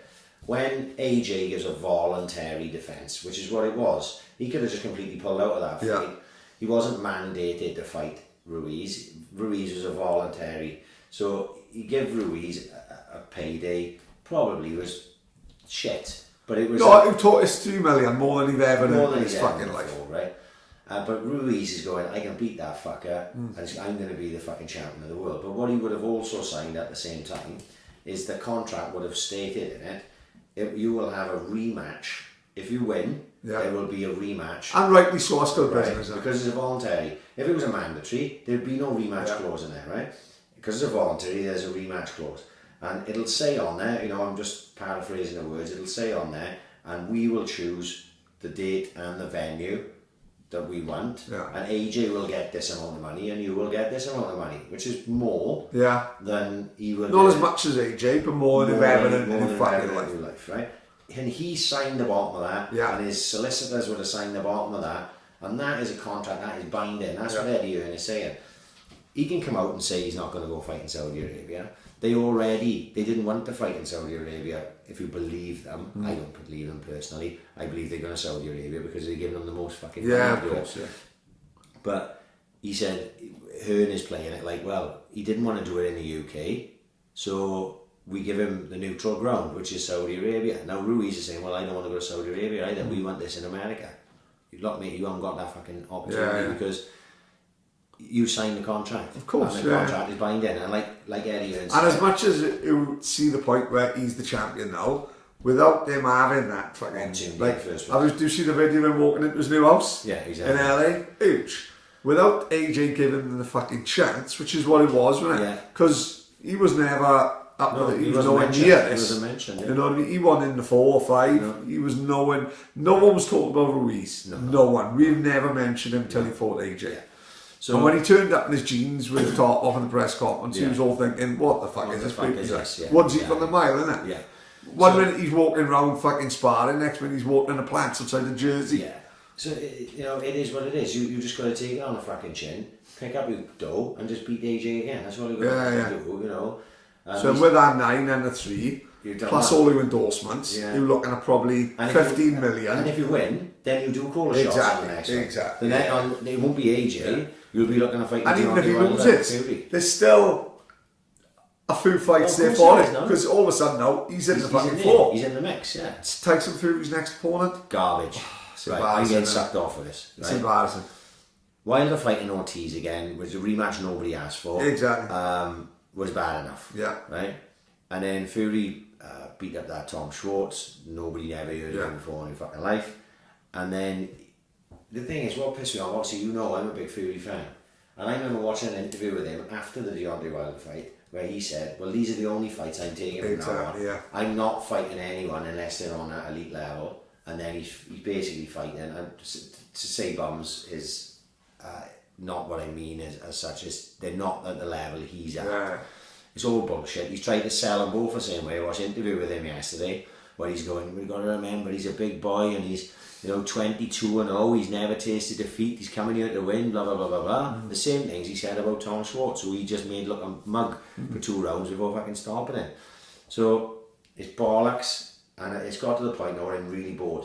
Really bored of it. Like, you know, we're going to end up, it's going to end up being an era where we're all bitter about it. Every boxing fan is bitter about it because by the time they eventually make these fights, no one's going to give a fuck. Yeah. You know, they will fight each other eventually because they want to do it for the money. But Fury will be 36 and AJ will be fucking 35. And they won't even be relevant anymore, probably. You know, you've got to do it now. You know, you've got to do it in 2020 if you believe what... You know, I looked at the dates and I thought, Fury and Wilder will be like February or March of next year. And then Fury came out today and said, he's not going to be fighting that early in the year. So I'm going to fight in December in the UK. And then another fucking bump. Yeah. Who's he going to fight? You know, he's not going to fight anyone worthwhile, is he? No. Anyone who gets your juices flowing. He might fight Dave Allen, like. You know, he's not going to fight anyone, you know. He's not going to fight Dillian White. No, of course not. You know? So... it's just fucking boring. I'm just bored to fucking tears of it all. And you know, I don't care about them fighting in Saudi Arabia.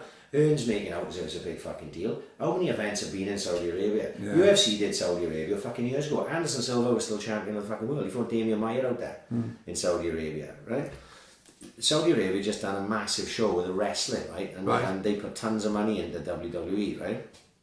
And they dragged out all the fucking old school legends. Right, okay, Goldberg and Undertaker. Is that where that was it? Touching right, fucking okay. 60. So basically, they give Goldberg a fucking wedge of money, come back for one night, and Undertaker a wedge of money to come back for one night, right?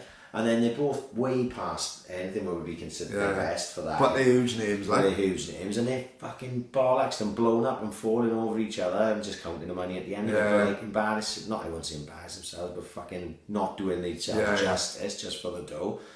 So I seen Earn talking, and they were, this is a while, just a few weeks ago, and they were talking about Cardiff and Madison Square Garden, and he was but I do fancy. This is when I knew something was up, because he was like, I do fancy this sort of rumble in the jungle type affair, you know, where we go somewhere a little bit off the beaten track. And I was like, already done it's going to be fucking it's going to be somewhere for the money, and Saudi Arabia is the place for the money because that's where they're going to make the most money. That's where AJ is going to make the most money. It's where Ruiz is going to make the most money, and it's where Matchroom are going to make the most money because they've got money to just throw at it, like. But it's going to be sterile as fuck.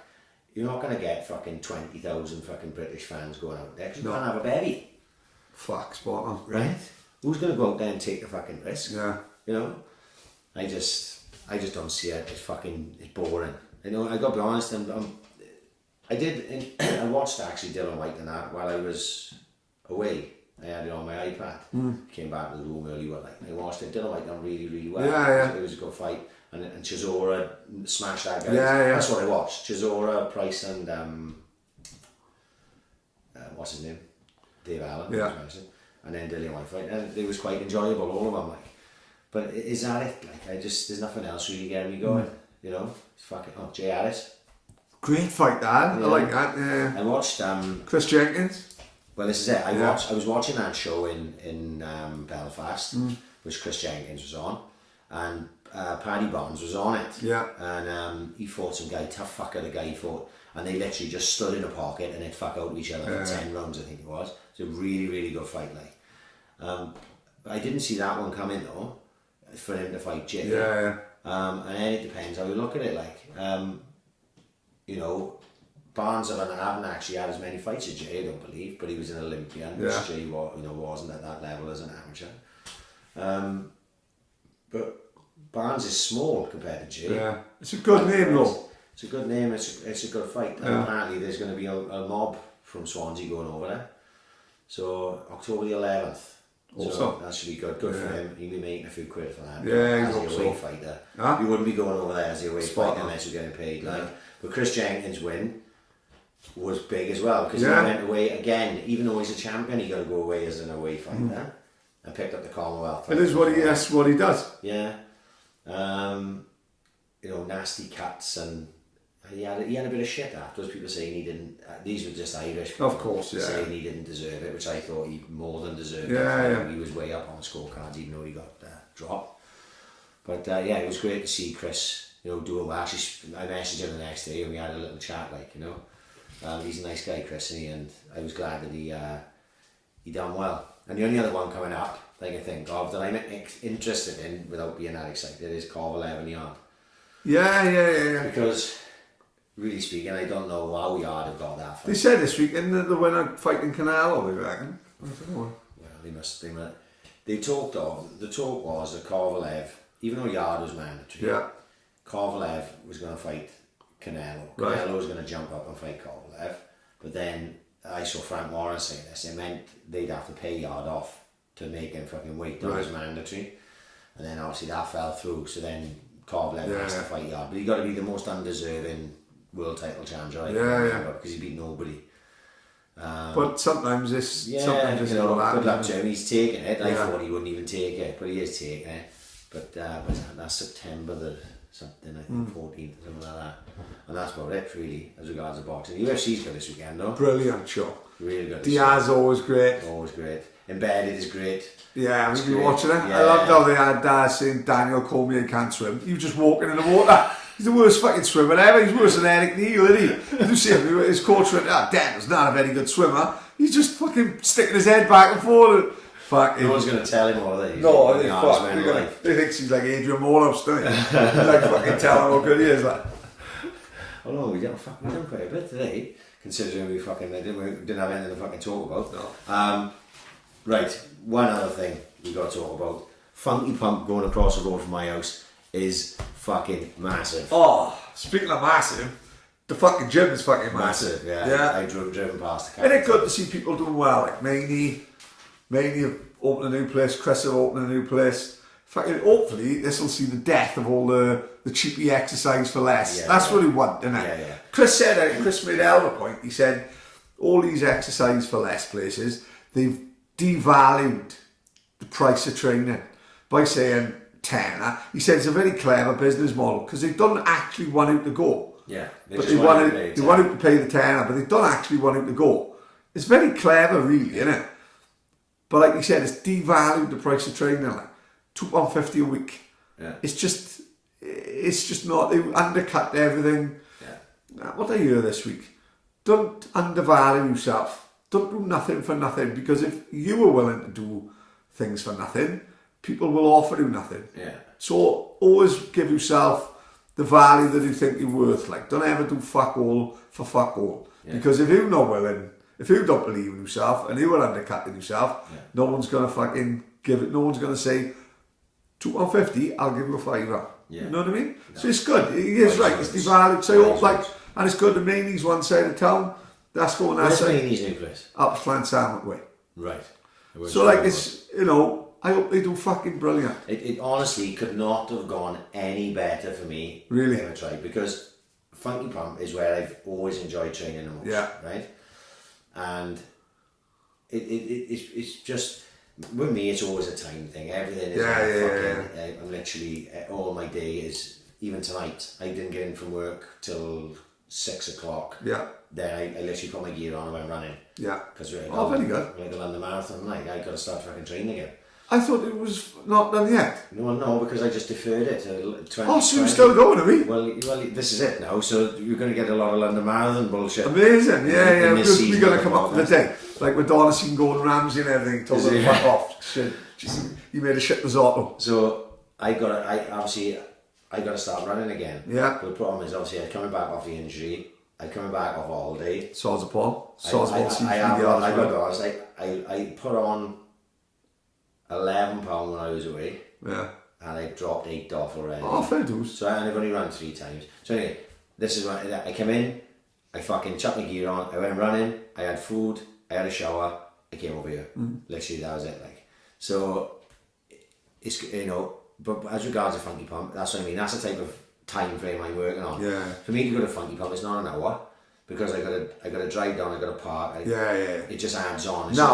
It's 40 minutes. Well, literally, I can run. I reckon I could run from my house to that gym in 2 minutes. Really? I reckon it's that close. Which you probably would rather than going all the way around. I'm not going to drive the car right? Yeah. You know, so, and because, you know, if he's busy up there, maybe hard to park anyway. So there will be more parking there than there ever was. Of course there will, down in town. It's sort of sad, because you've been going there for years, and it's sort of sad to see that gym go, because that's like the proper old school, old school gym, like, you know. But you need to move on and expand. And from what I saw on that video of what they've got in there, you know what I mean, it's fucking perfect. Amazing. Up a road for me, if I've got a spare half hour, I can go in the bag. I can jog up there, hit the bag for 6 rounds, and fucking jog back. You know what I mean? I can go up there and I can do a class. And I can leave, and I still got time to do other things in my fucking life. Like, you know, if they're open on the weekends, be fucking perfect for me. Sunday morning. First thing Saturday morning, maybe not first thing Sunday morning, because there's a pint on a Saturday. But I can go over there Sunday afternoon if they're open, and it's there. You know what I mean? And there's no excuses. I can't make excuses to myself for not going. So I'm actually looking forward to, I don't know how long it's going to take, because obviously it's just the shell of the place. But when they get up there, we'll have to get Chris back on. I was thinking exactly the same thing. Tell us about it, because it's going to be, for the, you know, well, for me anyway, fuck everyone else, just great for me. I've got to be really cut over. It's absolutely like a game changer. There we are, we're back at it, talking shit. How long was that? I just hope we fucking recorded, Pad, on those new mics. No man, we'll just do exactly the same thing tomorrow. I'm out tomorrow. You're not out tomorrow, no? Yeah, of course you are. You are going? Morgie's fault, I do work Saturday. It's my week off, right? But they've had me in all week. Just one of them where I've played and they struggling, right? So I could have easily said, no, I'm having it off, right? But the part of me that's not a cunt says, you've looked after me, having me in all week, double bubble. Right. How can I say then? You know, I won't be a Saturday, so, you know, don't take the car, I'll be home. I don't usually go to bed till 12, 12. It's just Saturday morning could be grim. Yeah. So we got to plan the podcasts out. You know, I'll go in late, I'll have McDonald's breakfast, we'll plough through, and then I'll come home and I'll do fuck all Saturday afternoon. Proper fuck all. Soccer Saturday, Teddy can be out, Donna can suck on my balls and all that. Saturday afternoon's already planned. That's already done, right? Alright, superb. Yeah, well, I'm going to have a couple of pints, but I'm planning on having a mad one. Exactly. See, we both be home at the same time, you know what I mean? I doubt it. I'll probably have a mad one. Yeah. Right, we are out here. How many shows as well? I'll have mad one for a second. Peace out.